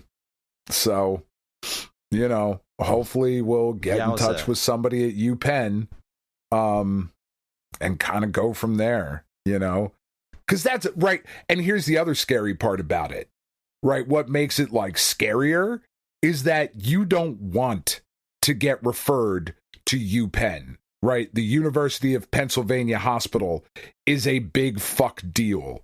That's not where you want to be told to go. Right. You know, that's not the place you want to be told to go. So that, like, okay, so what the fuck is it? You know? Because if this guy's not going to diagnose anything, and he's one of the top neurologists in the state, and he's telling us to go somewhere else, like, what the fuck, man? Does she have brain worms? I don't know. But again, that would at least be diagnosable. And then she could work for the government. Yeah. There's a big future in brainworms. There's a gigantic fucking future in brainworms, apparently. Maybe I'll go swim in a shitty creek. Just fuck it. Maybe he'll get superpowers. God, I keep hoping. But no, with the way my luck has been going, I'll get some real shitty superpower. I don't know what. I'll be like that fuck. You ever read Rising Stars? No. It's a fucking really good comic. J. Michael Straczynski wrote it. It was just really fucking great. There was like this comet, right, went over this town, and all the babies that were in utero at that time all got superpowers. So this whole group of kids is born, and they all have superpowers, and some of them are super fucking awesome, and some of them are super shitty, and some of the people go on to be superheroes, and some go on to be villains, because of course they do. Like, people are both good and bad. But he like told this really interesting story. Like, what had happened is they started to find out that when one of the kids died, one of the kids with the superpowers died, the rest of them got that residual energy and started getting a little stronger. So naturally, a couple of them like start trying to kill each other. In the first issue, I thought it was so brilliant the way it was done. And this is the shitty superpower I would get, is that this one dude got the power of invulnerability, right? Which you would think is this amazing power. So fucking cool. Like, nothing could hurt him. Nothing could stab him. He couldn't feel anything, right? And then the way they tell the story is that not only could he not feel anything, he couldn't feel anything. Yeah, no, I pieced that together right quick. Right. heard that bedtime story before. Right. So he can't feel somebody hug him. He can't hold his wife's hand. And the only thing that he can feel, the only sensation he can get, is taste.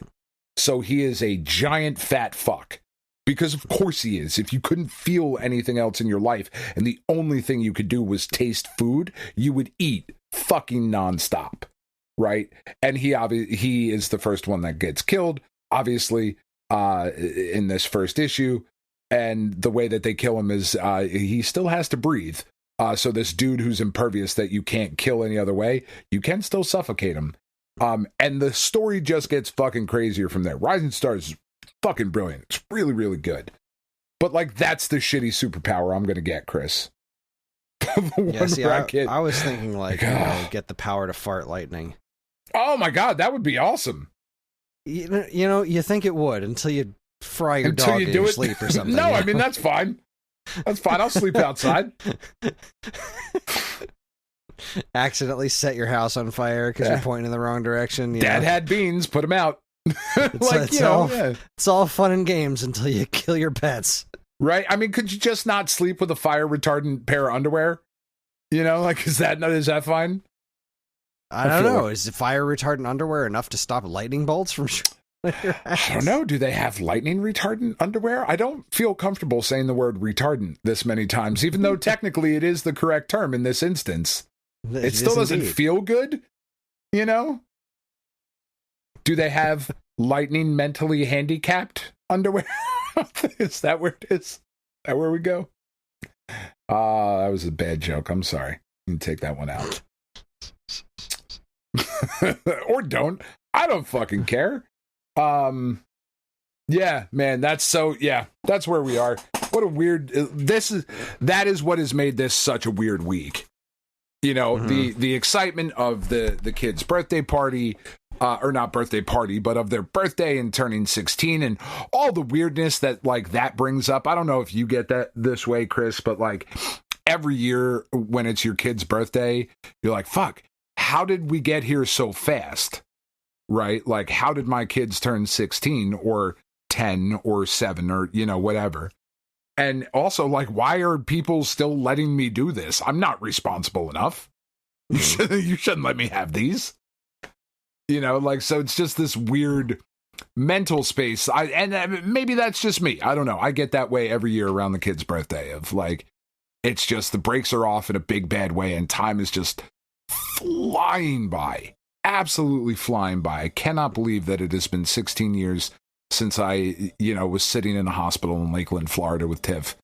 And just everything that's happened in that time and all of that. And then to also, you know, be coming off of this like introspective place where I am after dealing with cancer and now dealing with this shit with Tiff on top of it. It's like, what the fuck, man? Like, what a weird ass week. And the Knicks lost. Like, god damn it. Which is the real important thing here, Kris. I think if we're really coming down to it, because it was to the fucking Pacers.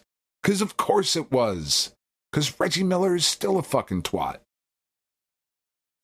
Anyway. God damn it. How you doing?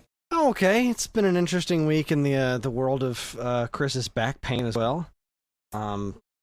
The doctor, I think I read the message from the doctor last week, which was very similar. It was just like, you know, hey, some people don't even feel any pain with this. Right, like, yeah. Well, I do, asshole. Remember when I showed up and said that I was in pain? That was me telling you that I am one of the people who does feel pain from this, you fucking cunt. What exact use does it do me to know that other people are doing just fine? Like, hooray. I mean, I guess good for them, but so thanks, Scarecrow. You're correct. Some people do go both ways. Like, okay. Awesome. They sent me some information on physical therapy just today. Like they sent me a message about like, here's a recommended physical therapist. Now I didn't get to let's see. Oh boy, that's the garbage disposal thing. I didn't even. Oh yeah. Oh, wow, that's exciting. Right.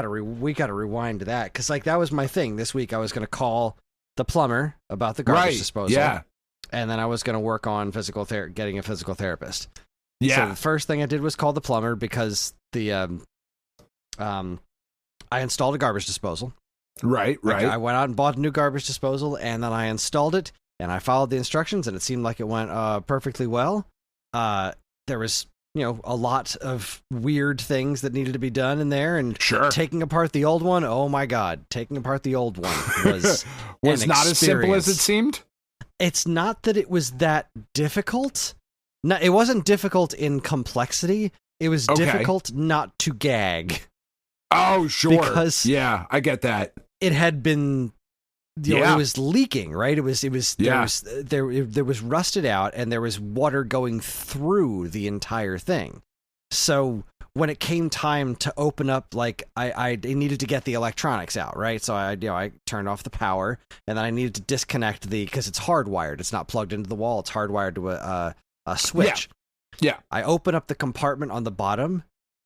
Now, by this point, the garbage disposal had stopped even turning on. Like, it stopped spinning a while back, but now it wouldn't even turn on.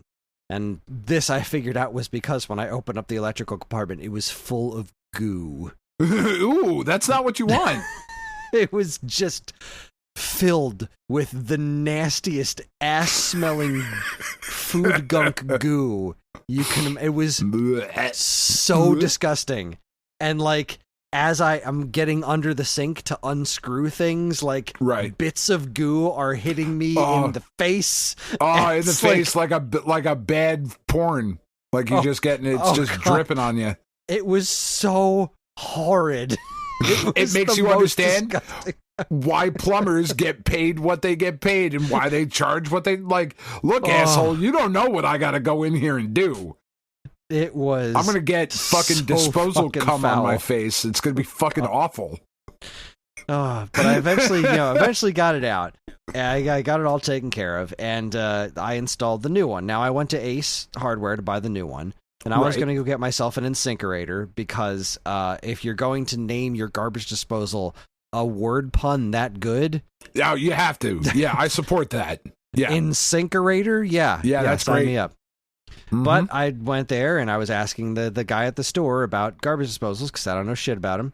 And he directed me to the Ace brand one. It's like, there's a big sign on it. It's like, this is comparable to this, and it is like $30 less. I'm like, well, I'm cheap as fuck, so let's do it. Sure. I'll buy the Ace brand one. Let's do it. Now, it wasn't the cheapest one there. It was the nice Ace brand one. Right. So I got that one.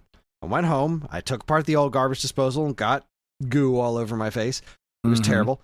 And then I installed the new one. I followed the instructions. I bought the stuff. I had to go back there to buy plumber's putty because they didn't say that I needed plumber's putty when I asked at the store, like, all right, is there anything else that I need? And they're like, no, you should probably get some electrical tape, and if you don't have any at home, and other than that, you should be good to go. No, I needed plumber's putty. That is an absolute essential for installing this thing. So I went back and I got the plumber's putty, and I followed the instructions, and I installed the thing. And I felt pretty confident, reasonably confident, because the instructions were kind of hard to follow. Sure. They were on, like, a large fold-out sheet of paper, but they were like, here's the first 3 instructions in English, then here's the first 3 in Spanish, then here's the first 3 in, like, they would go through the languages and then go to the next 3 steps. But, like, it wasn't easy to follow, like, okay, now I need to hunt down the next couple of steps. And there were lots of... Yeah, it's a little weird. There were lots of phrases and statements that didn't quite, the math didn't math. Like, when installing the ring that you have to put the plumber's putty on that goes over the drain, it's like, make sure the words are facing up in the right direction. There were no words on it. There should be, though. There should be, but there weren't. There were no words. I don't know what I'm doing here. But I installed the whole thing. Should I write some words first and then put them on there? Will that help? It turned on, and there was no water leaking from any of the pipes. Everything seemed fine. Great. So, but I'm super overly cautious with this because I don't trust myself to do anything correct. So I'm checking. Literally anything. Literally anything. I'm checking regularly as the night goes on, and so I start doing dishes, and as I'm doing dishes, I look under the sink, and there's a leak. Something is leaking. So I'm like, what the hell? What's happening? What's leaking and why? I can't find it. I'm looking through, and I cannot figure out where the leak is coming from. I'm using my flashlight.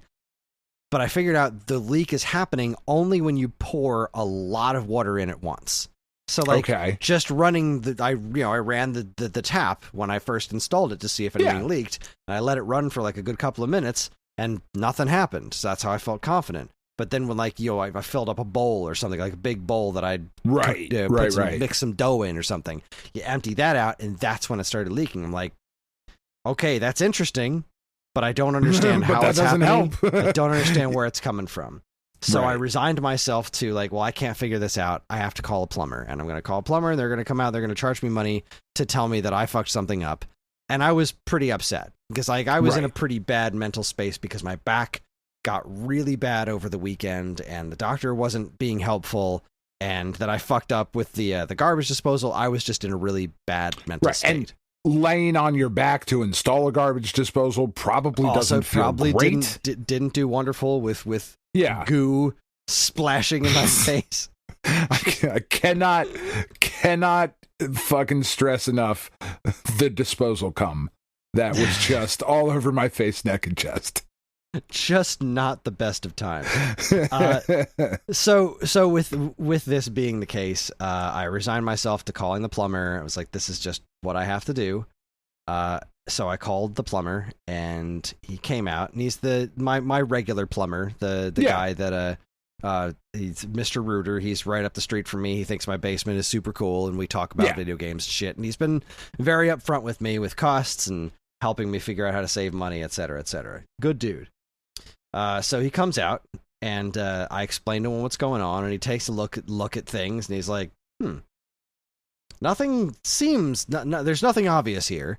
So I told him to think about pouring the whole bunch of water in there. So he poured a pitcher of water, and he saw it leaking. He's like, okay, well, all right, I'm going to get to work.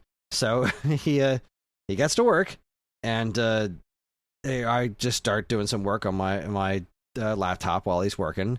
And he's there for like a good, like, I don't want to say 20, 30 minutes, just poking around. And he basically takes it apart, reinstalls just plumbing. it. Yeah, he does this thing, basically takes it apart and reinstalls it. It just kind of like goes from scratch. And the same thing happens. He was like, well, I have good news. You didn't do anything wrong. This thing is just broken. This is just a defective unit. And I have to tell you, there was no amount of money that he was going to charge me that was going to make me feel bad about that any longer. Like the just the ability to say, oh, it wasn't me. I didn't do anything wrong. That's fan-fucking-tastic. Outstanding. So here's $100 and a blowjob. Thank you, sir. It was $60, which, I mean, he was kind of defensive about it at first. Like, I gotta charge something. Like, it's gotta be like $60. And I'm like, you've been here for like 45 minutes and you've been working. Of course you have to charge me. You're not gonna come out here and you literally did plumbing work. I know, like, you didn't accomplish anything, but you came out here and plumbed. So, yes. You're not my friend who came over on the weekend. Like, let's not make this a different situation than what it is. Yeah, like, no worries, dude. I don't mind paying you $60 for this. So, that made me feel pretty good. Except that now meant that I needed to take out this new garbage. Like, I needed to uninstall it entirely, box it back up, bring it back to the hardware store, say, this one's fucked, I need another one, pay the extra money to get the actual incinerator, then come home when I had other work to do and then reinstall the garbage disposal. And this is coming off of a week of not sleeping in my bed because Hopper's been sick, and now Naga's getting sick, and that's a whole other bag of worms.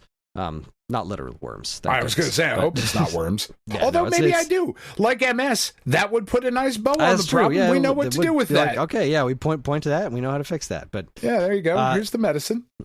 So I do reinstall I get the incinerator. I install it in about half the time because now I know what I'm doing.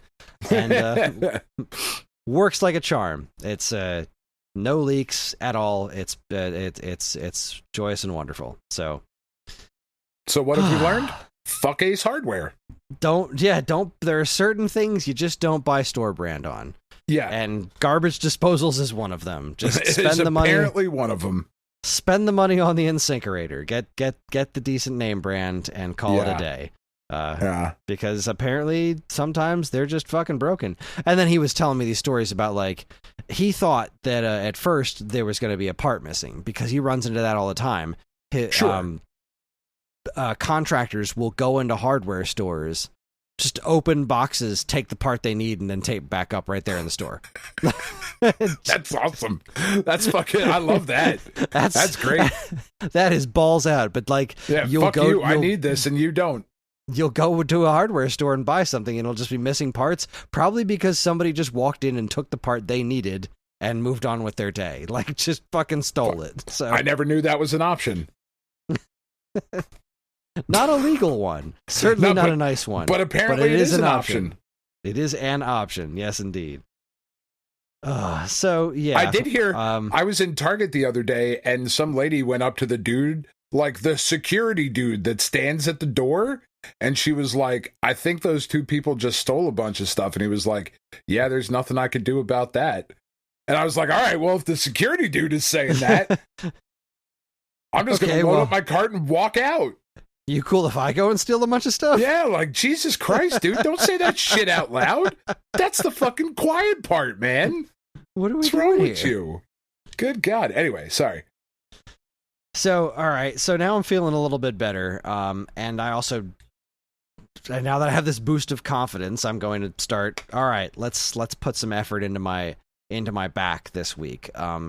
So I find a yoga routine that was just like kind of basic breathing and sitting stuff. And one of the things I read about my condition is that posture is very important. Like, yeah, I have terrible posture. I have slouched my entire life because I'm a lazy schmuck. Sure.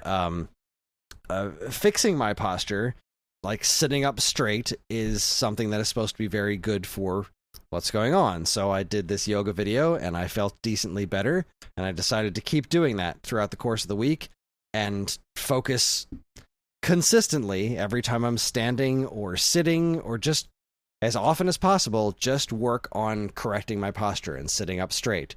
And it has not been easy, because it is a lifetime of slovenry that I am trying to undo, but it has been extraordinarily helpful. So I haven't called my figured out physical therapy yet, because, like I said, I just got that information. But this week has been pretty good in that department. Like, my back is by no means better, but it is better. It has shown improvement, and I'm standing up straighter, which is nice. But that's been challenging. The other challenge that I've been dealing with this week, relating to the gym, since I finally got back to lifting again this week, because I'm like, all right, well, my back is what it is, and I'm not going to just stop lifting forever. So let's just get back to things. So I started doing that, but I've also been, several people have been talking to me about how I need to, since I'm doing as much as I'm doing, I need to do something to, like, first off, I need more protein to actually build the muscle. Since I'm using them, I need protein to build the muscle, and I need something to replenish electrolytes, because I sweat like a motherfucker when I'm at the gym. Right. So I have been looking into shakes. Yeah. So I bought, I think I mentioned, I can't remember if I mentioned on the show that I bought this vanilla shake stuff. And briefly, yeah. Yeah. We touched on it. Didn't go great. I made some truly wretched experiences. One in particular was it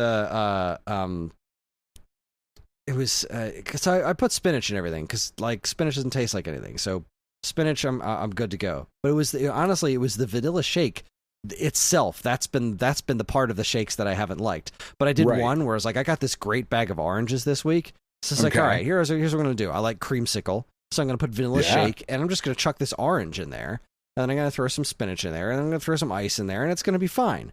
And like, the first couple of sips, the flavor, not so bad. But all the ice bits and the orange pulp and the spinach bits went to the bottom. So, like, halfway through, I just got this mouthful of spinach and orange pulp, and it was so bad, I couldn't stop laughing.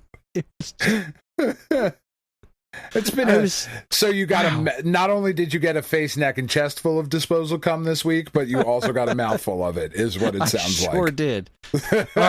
And just speaking of horrid situations that made me laugh so hard I almost died. So the first part of this yoga routine is deep breathing. Sure. And so I'm just feels absurd every time. I'm sitting down and I'm doing the deep breathing. And Hopper walks behind me. Now, Hopper genuinely likes it when I do yoga, because I'm on the floor, and he thinks it's playtime. But this time, he went behind me and just went... just sat right down behind me, ripped this wondrous, hilarious butt trumpet that could just peel paint off the walls. And I'm trying to do deep breathing, and I'm just cracking the fuck up. I'm in tears. One, because of the stench, and two, just because of how fucking funny it is.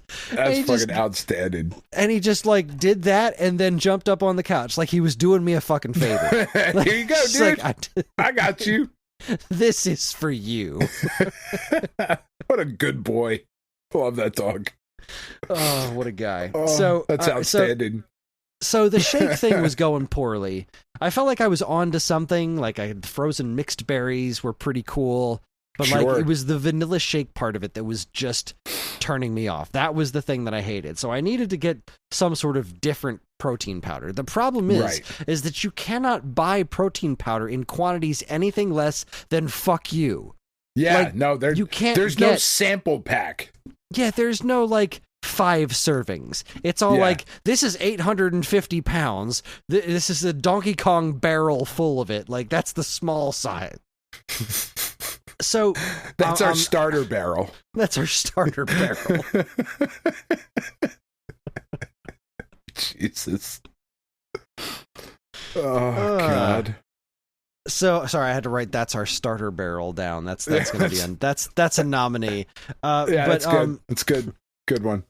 So I'm over at my friend Erica's house picking up Ellie because she goes over and plays with her daughter every week. Right. We take turns, go back and forth. And when I go over to her house to pick her up, we usually hang out and talk for a while. Now, her husband is a meathead. Right. I mean this he's the guy who helped me out with the bed last week with all the carrying stuff. He's the big sexy meathead, the one we like. He is beautiful. I mean, seriously. Chiseled, rock hard abs. It's not even chiseled. He's got an enormous torso. He's just like a big dude and wonderful eyes, like really just dreamy eyes, and also a serious He's the type of dude where you feel like you would feel safe in his arms. Is that what you're saying? Absolutely. Yeah. Okay. Yeah. No question. So I'm over there, and Erica was just like, "Well, check out. This is the protein powder that I use." And so her and Josh have. Let me find the brand because I want to make sure I'm getting the whole brand right before I tell you the flavor. Dimetize ISO 100 hydrolyzed protein powder, 100% whey protein isolate. The flavor is Fruity Pebbles. Oh yeah, I've seen a bunch of that. Now, when I went out to the vitamin shop to try to ascertain some information. Right. And well, you can try this one. This is Rocket Pop flavored. And I'm like, do I want to drink a Rocket Pop at 7 o'clock in the morning? Because I don't think I do. I mean, but kind of. I mean, maybe, but... I also don't not want to. See, I really don't think I do want to. I don't think I want to drink something that tastes like a popsicle that early in the morning. If I'm going to do that, I'm going to have the fucking popsicle. You know what I mean? Yeah, well, sure. No, that's right. Skip the middleman. That's what the maths to me. Now, I don't know Fruity Pebbles. It's never been a cereal that I've fucked with. I'm a Trix guy, Trix and Fruit Loops, and I've never really seen the point of trying Fruity Pebbles. So, Erica shows me this stuff, and I'm like, okay, that sounds interesting. She's like, well, tell you what, I'll give you a scoop of it. I'm like, that's brilliant. I will give you a non-starter barrel size. She took a scoop, put it in a bag, and it's like, here, try this tomorrow morning. And so she sent you home with a bag of white powder, which is great. She made that exact joke. Hope you don't get pulled over. Officer, I swear to God, it's Fruity Pebbles taste. Oh, is that what they're calling it out in the streets now? You think I don't know? Now, I've seen like some I said, shit. I'm no Fruity Pebbles expert, but Ellie has a box of Fruity Pebbles. So they smell exactly the same. The powder and the Fruity Pebbles smell identical.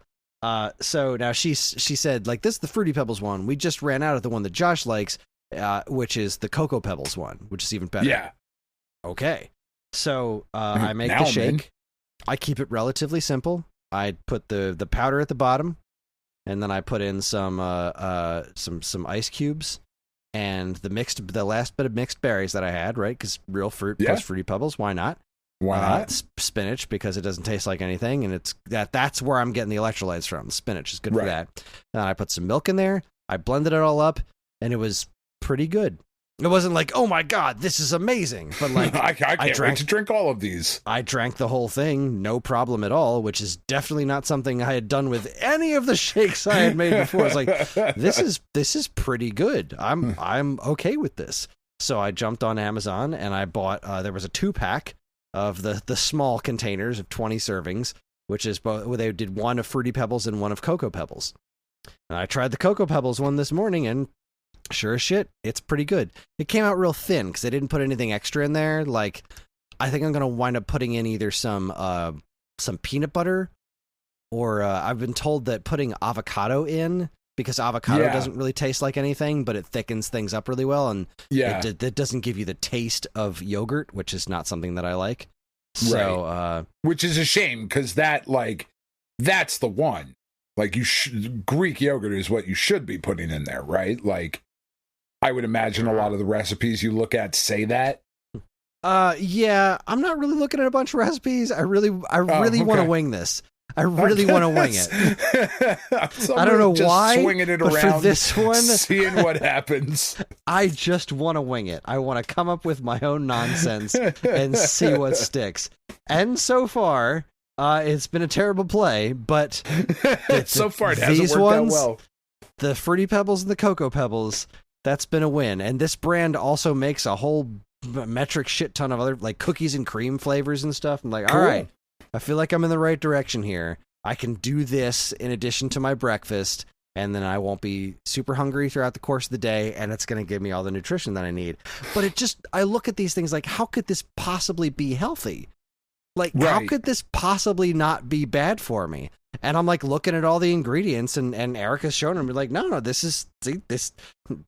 I trust Josh implicitly when it comes to healthy stuff, because I was talking to him about my basic getting started at the gym stuff. Dude works at the gym, and he's hitting me with all kinds of science, and it's like, yeah, okay, all right, I believe you, and sure, all right, so here I am. That's drinking awesome. Fruity Pebbles with my breakfast, fucking wild. So when you do the Cocoa Pebbles one, don't quote me on this, but do a little research into it. But I think you would be okay getting away with adding a scoop of, I don't know how big of a scoop, certainly, but I think you could add some actual cocoa powder to it and still be okay. I could, but I don't think I'd want to, because the chocolate flavor is strong. Is good? Oh, okay. All right, good. The chocolate flavor is strong. But the only problem with the cocoa one was it was more chocolate milk. It was that consistency. It was super thin. Yeah. I want to add something to thicken it. That chocolate flavor, not a problem at all. All right, good. Yeah, all. I know that's a Weight Watchers hack. Whatever is that if you're mixing those shakes, you can add cocoa powder to that, because it doesn't add anything substantial to your caloric intake or sugars or anything like that, and it just the last thing I want to do is add more chocolate. I want to add. I might want to try adding peanut butter. Yeah, I think some peanut butter would be good, or even the peanut butter powder. I want to do raspberries, because chocolate and raspberry is such a great combination. It really is. I kind of feel like throwing some raspberries in there would be a good play. One of my favorite beers was Founder's Big Luscious. It was a chocolate raspberry stout. It was so fucking good. Wowzers. Yeah, I'm into that. Because I do overnight oats a lot for breakfast. Okay. And I'll throw peanut butter in that to kind of thicken it up, because they can get the texture of overnight oats kind of puts some people off. Tiff doesn't like them. She loves oatmeal, but doesn't like the texture of overnight oats because it is different. But you can put some peanut butter in there, the peanut butter powder, some of the cocoa powder, that does some wonders for it. I happen to like the kind of slimy texture of it. It's akin to what I imagine the texture was of that shit that they ate in the Matrix. Oh, right. When he just pulls it out and he's like, it's a single blah, blah, blah, blah, blah. It's everything the body needs. I imagine whatever that shit was, that texture is what overnight oats is. Ugh. Yeah, no, I'm into it for some reason. Apparently I like it, but... Apparently if you add banana to it, that's all you're going to taste, so I'm not going to do that anytime soon. Oh, that's right. You're not a banana guy. I fucking love bananas. But you know what? It might be more texture than flavor, so maybe I'll try that sometime. Maybe I'll try throwing banana into the chocolate one and see chocolate how that grabs banana. Me. Chocolate and bananas, apparently that's a combo that people It's a great thing. Yeah, chocolate covered bananas. Oh my god, that's fucking great. I want to do something with orange though.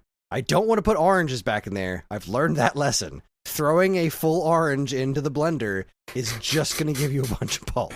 So maybe I'll just throw orange juice in there. But then at that point, because this is Cocoa Pebbles, so it tastes like the cereal.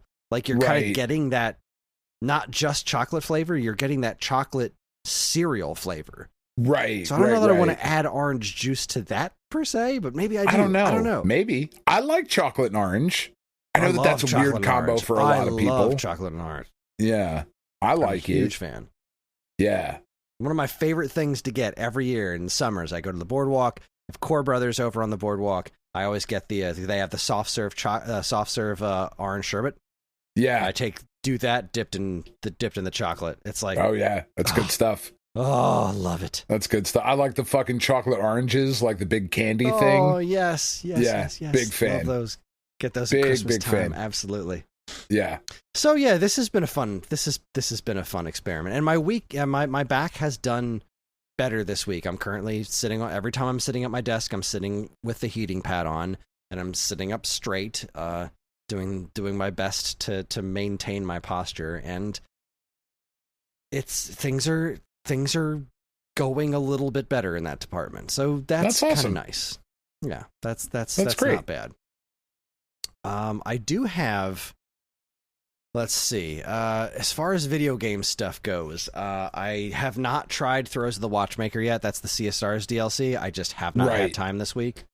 I have not either. Desperately. It's more Sea of Stars, and I really want to play it. I can't wait to hear the music, and et cetera, et cetera. This week was not the week for it. With all the dog sickness and whatnot, with Naga.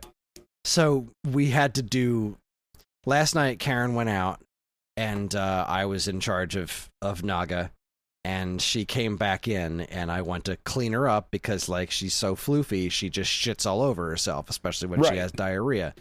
Well, you gotta shave her ass, Chris. That's what we did. We did a sanitary. I was gonna say, like, you gotta get up in there. At some point, Karen had it in her head that, like, you shouldn't shave this kind of dog because it's bad for them. It's like, no, don't shave the whole damn thing. You got to get in there and shave the butthole. Like, because I went to clean that out, and there was just solid shit caked up all over the place. I was like, nope, no, this is unacceptable. Well, so I told her, like, when you think about it, you've got a fucking mullet hanging off of your butt cheeks, like, and you're not wiping. Like, some shit's gonna get in there. Like, and she's too fat to clean herself, fat/lazy. Like, she's not gonna get back there, take care of business. No. So last night when I told Karen when she got home, like, we are doing a sanitary trim to this dog tonight. You couldn't do it. You can't do it yourself. It's not a one-person job. Naga constantly has her tail tucked between her legs. The only time she doesn't have her tail tucked between her legs is when she's outside by herself in the backyard. That is the only time that since we've had her, she just will not. Not true. Like, when she gets excited, she'll wag her tail from time to time. Sure, but, like, that's just her base position, is just tail between legs. Yeah. Makes you, like, really, really love all the people that are breeding dogs. Anyway. Yes, it does. So I'm holding her tail up, and just this horrid shit stench just wafting all over the place, and Karen's getting in there with the clippers, like, just, like, making sure we're not getting too close, but also shaving off all of the discolored and caked up turds back there. And so that was a real fun, disgusting evening. Yeah. Been there. Yes, Karen's, so she's obviously had a really rough week this week because she's been sleeping on the couch and getting up and taking out Naga, but also having to clean her up afterwards, which now we don't have to because we shaved her. So now she's been coming in clean. But so she's not sleeping. So I thought a nice thing to do would be to try to play some games with Karen that, like, she could beat me at. And so I went downstairs and let her feel good about herself. I grabbed Mario Kart Wii, and because that was the one that she learned how to play on. Like, that was her really gateway. Good. It is. It's also, like, so unbalanced. It's so thoroughly unbalanced. Like, Mario Kart 8, you can make a good run of things with just about any character if you're good enough. Mario Kart Wii, if you're in a cart against somebody in a bike, you will not win because the motorcycles are just faster. So I picked Toad on the shittiest cart, and she picked Yoshi on a motorcycle, and she mopped the floor with me. And it really improved her mood. And it was really fun. There's some courses in Mario Kart Wii that they've never come back, and I just love. We used to, Delfino Plaza was our like Thunderdome. Every time we played that game was always came down to racing on that course, and it was so much fun. And then the kids just out of nowhere were like, I want to play Mario Kart Live. So, okay. And they didn't even wind up playing the game. They were just racing the cars around and, like, playing hide and seek around the house. Like, one of them had the Switch, and they would try to find them with the cart and the camera. Oh, that's on it. cool. Like, was really fun. Really good stuff. But other than that, there just wasn't much in the way of video games. Just really prepping for Switch 2. I volunteered for more reviews because I'm a fucking lunatic. You are. Lucas was just like, all right, here's the stuff we still need people to cover. We want somebody to write a review for the NSO version of Wind Waker. I was like, okay, my favorite game ever. Sure. Yeah. I'll done. Twist my arm. So I volunteered for that one. I haven't gotten it yet. I haven't been assigned it yet. The only things I've been assigned is Split Fiction and Welcome Tour. But I volunteered to do one of the backup reviews for Mario Kart. Doing Welcome Tour. I'm so mad at you. That game is like one should stop saying it's a game. No one should pay money for that tech demo. Nobody should pay money for it. But I'm the person that's for. Like I will get $10 worth of enjoyment out of it. I shouldn't have to. And I feel very firmly that there's no amount of time I'm going to spend with this game that's going to make me think, yeah, you know what? They should have charged money for this. Absolutely. I just don't see that happening. I'm open to the notion. I'm open to the idea that maybe there's just a whole bunch of stuff in there that they haven't shown off yet that's going to make it really worth your while. Yeah. But even if it's not, even if it is exactly what we think it is, I am the target audience for that. That's my kind of nonsense. Like, I want to know everything this system can do, and I want it taught to me through weird fucking mini games. Like, that is so me. So I'm super, super jazzed about that. But I also volunteered to review Mario Kart and the Pro Controller. So we'll see if I get any of those reviews. I am getting a review code for Split Fiction, which is pretty fun. I'm very excited to try that out. Very excited indeed. Yeah, man, I really want to get into that one. We cannot get into anything else, though, because we are playing through Blueprints. So you've said. And that is a game that it demands your full attention.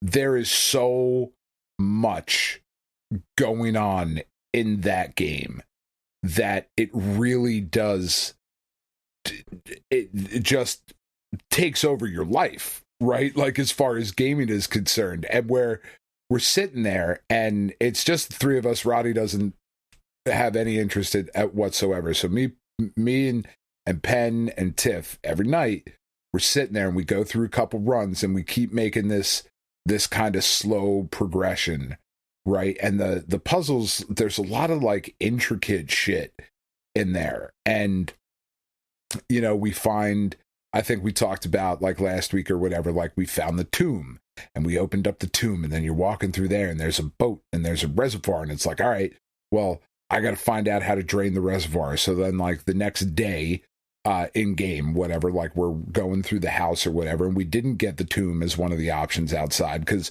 when you go to the outside door, there's only one door outside that we've been able to open so far. There appears to be a couple other doors around the place, and there's like stuff we can see in the distance, but I don't know how to open them. I don't know if that's even an option, because they look like doors that would open only from the inside, right?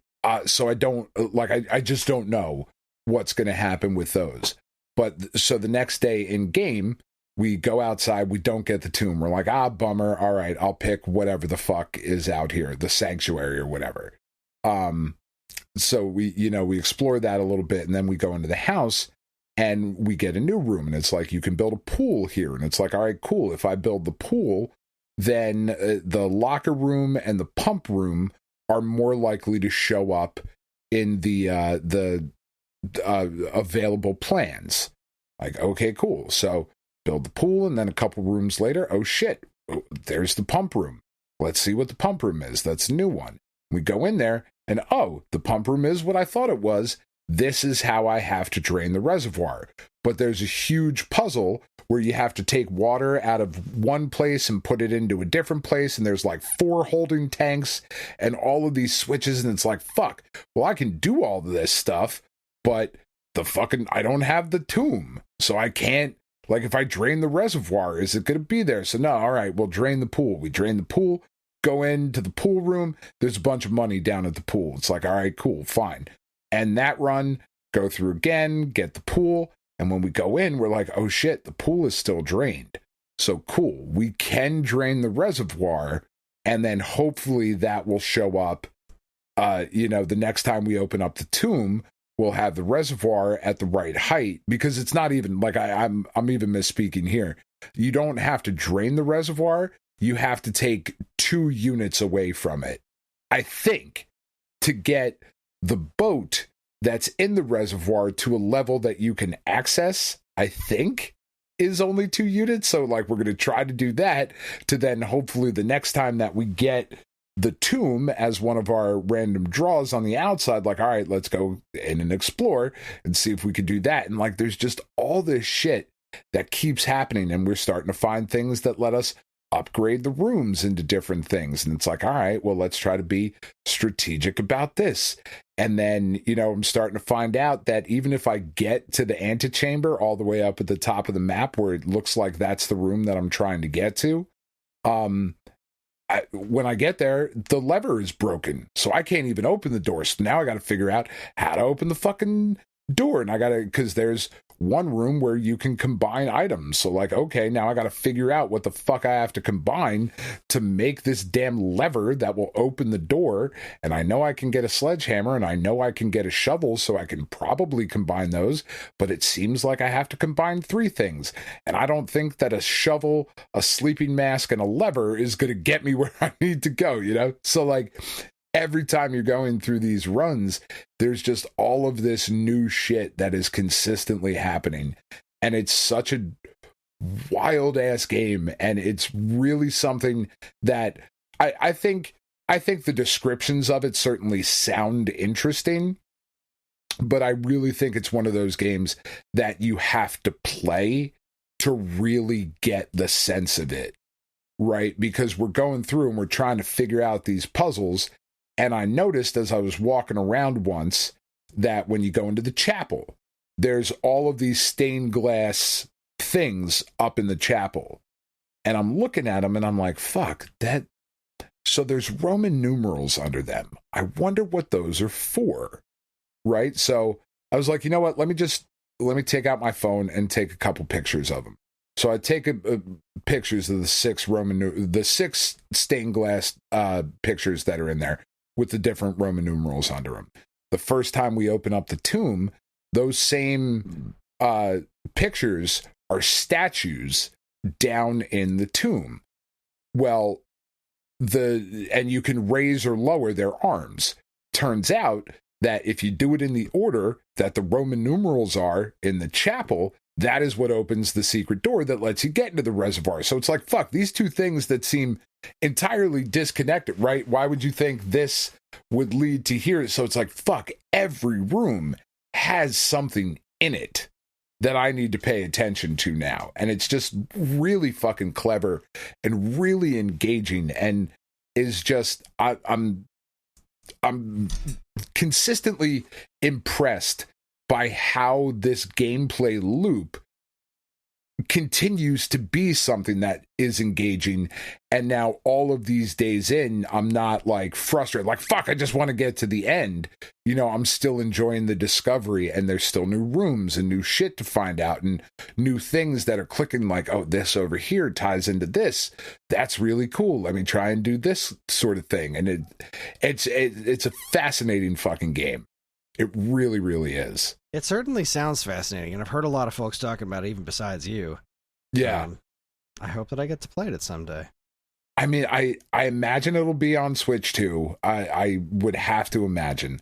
But it really does demand your focus, because, like, if I go start playing like another game now, be like, well, like, you have to be in this world. Mm-hmm. You have to be kind of absorbed by it to really, like, feel the way that the mansion is growing.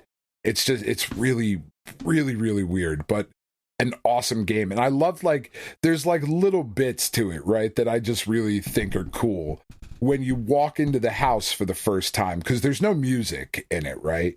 You're just kind of walking around this kind of silent. There's like some ambient noise kind of shit, but nothing that's even really there. This is certainly not something that's going to get a vinyl soundtrack release ever. When you walk into the house for the first time, it's like this big open room with like Italian marble looking tile. And as you're walking around, your feet are kind of clip-clopping on the tile and making this echoey thing. And when you open a carpeted room and you walk through the carpeted room, it sounds like you're walking on carpet. So like there's just those, even like little small things like that, just make it feel like this real place and this really interesting, organic kind of living mansion. It's just really, really wild. I'm just incredibly impressed by it. And it's strange, right, that I'm so engrossed in this game and I have so many other things that I want to get back to. Like I really want to go back and finish Slay the Princess. And for her birthday, one of Penn's friends, because that's another weird part now, is like they're now old enough and in high school to where they have different groups of friends. You know, like Roddy's friends are not Penn's friends necessarily. Some of them are, but they have their own different sets of friends. And Penn texted me, I'm at work the other day, and I get a text from her. She just all capital letters, Tommy bought me Balatro on Steam. And I was like, fuck, that means I have Balatro on Steam now. So I was like, awesome. I love Steam Family Shared. It's great. So Tommy bought Penn Balatro, and because we have our family sharing accounts, I now have Balatro on my Steam Deck, which is such a bad fucking idea, but I'm really excited about it because I didn't buy it, so I didn't do it to myself. Because goddamn, is that game incredible. You still haven't touched that, have you? I have not. It's still sitting on my wish list, just waiting for a day when I decide now's the time. I'm so curious as to what you're going to think about it. I suspect I'll like it. I think Karen, you will too. I suspect Karen's really going to like it because she loves solitaire. Yeah. So I feel like that's going to be right up her alley. Yeah, it's just such an interesting. And then the other thing we've been doing, the other gaming thing we've been doing, is that we have played a ton of Uno this week.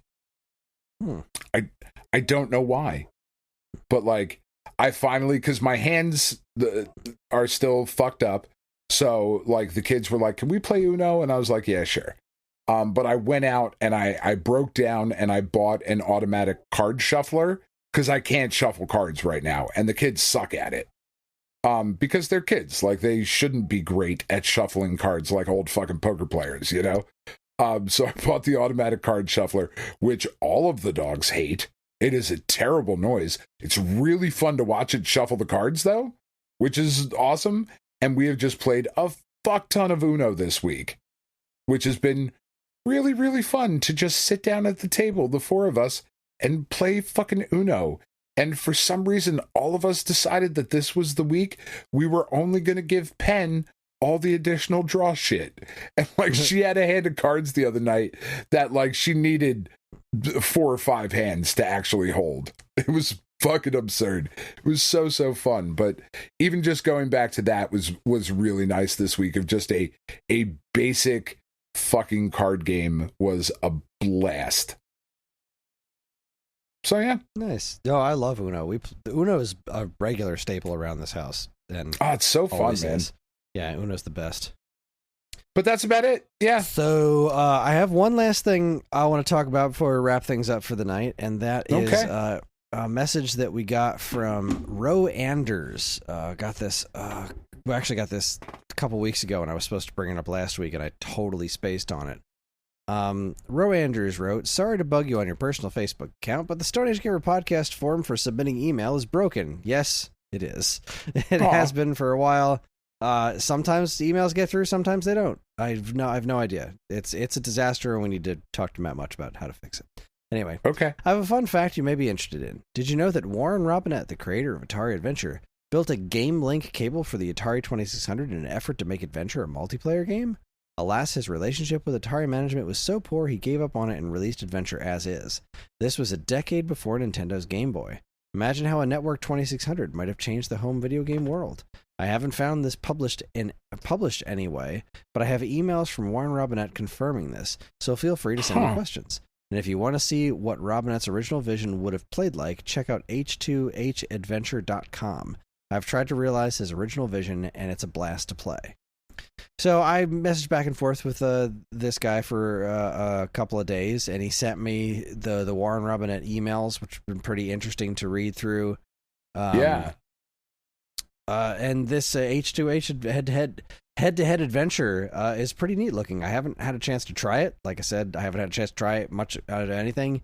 Right. He offered to let me try the game out early. It seems like it comes out new. It says new 2025 release coming May 25th. Is when I think this is going to be available to the public. It's super interesting stuff. That's really cool. I feel like I have some vague memory in my head about hearing that there was notions of this game being multiplayer, but I can't say for sure if I'm just misremembering that or not. But there's like just a little video of it, a YouTube video of it running on the H2H adventure website, and it's pretty wild. Just it's adventure, but it's 2-player, and it's like a race to basically beat adventure on the same map at the same time as other players, like grabbing the keys and the bridge and the chalice and whatnot, and you're all just fighting with each other, trying to grab things, because like you can take the items away from other people as they're walking past you. Oh, no shit. It's pretty cool. I'm utterly fascinated by this. This is really interesting stuff. So, Ro Anders, thank you very much for this information. Thank you very much for the ability to jump in and play this early, even though I have not been able to. That's really cool stuff. Yeah. I love that we're consistently learning new stuff about Atari games even today. These things have been around forever, wild. And we're still learning new stuff. You gotta love it. Absolutely wild, man. All right, so with that, I think that's gonna wrap things up for us. Obviously, I'd love to talk about Andor, but I'm out of gas. That's my day is done. So I'm going to call it quits here and wrap up the show. Did you watch Andor? No, we haven't. Not even season 1 yet. So good. I know. I suck. It's good stuff. Anyways, yes, there you have it. That wraps up our show. Join us next time. I didn't figure out what we're doing next time. What's next time? Oh, Cartoon Express. Yeah. The hell were we watching? What was the next Cartoon Express? It's Pac-Man. Pac-Man. Yep, there we go. Yeah. So we'll see you then for Pac-Man. Meanwhile, we're on most social media platforms, and if you want to get in touch with us, we aren't very difficult to find. All it takes is a quick look at our show notes. You'll see links to our social media accounts, as well as all manner of other fun stuff, like a link to our namesake, stoneagegamer.com, and more useful links than you can shake a joystick at. If you'd like to get early access to this show's episodes, as well as a bevy of other shows on the Geekade Podcast Network, check out our Patreon. Also linked to in the show notes. It helps keep the show running week after week, and all our patrons are loved and appreciated. The show's theme song, Squared Roots, was written by banjo guy Ollie. You can learn all about his wonderful music and more by following the link to his YouTube channel, also in the show notes. And finally, as always, we'd like to thank our intrepid editor, Evan, for making the show listenable for all you folks. Not this week, because I'll be editing it. And we'd like to thank all you folks for listening in the first place. That's it. On behalf of Dan and myself, keep playing games.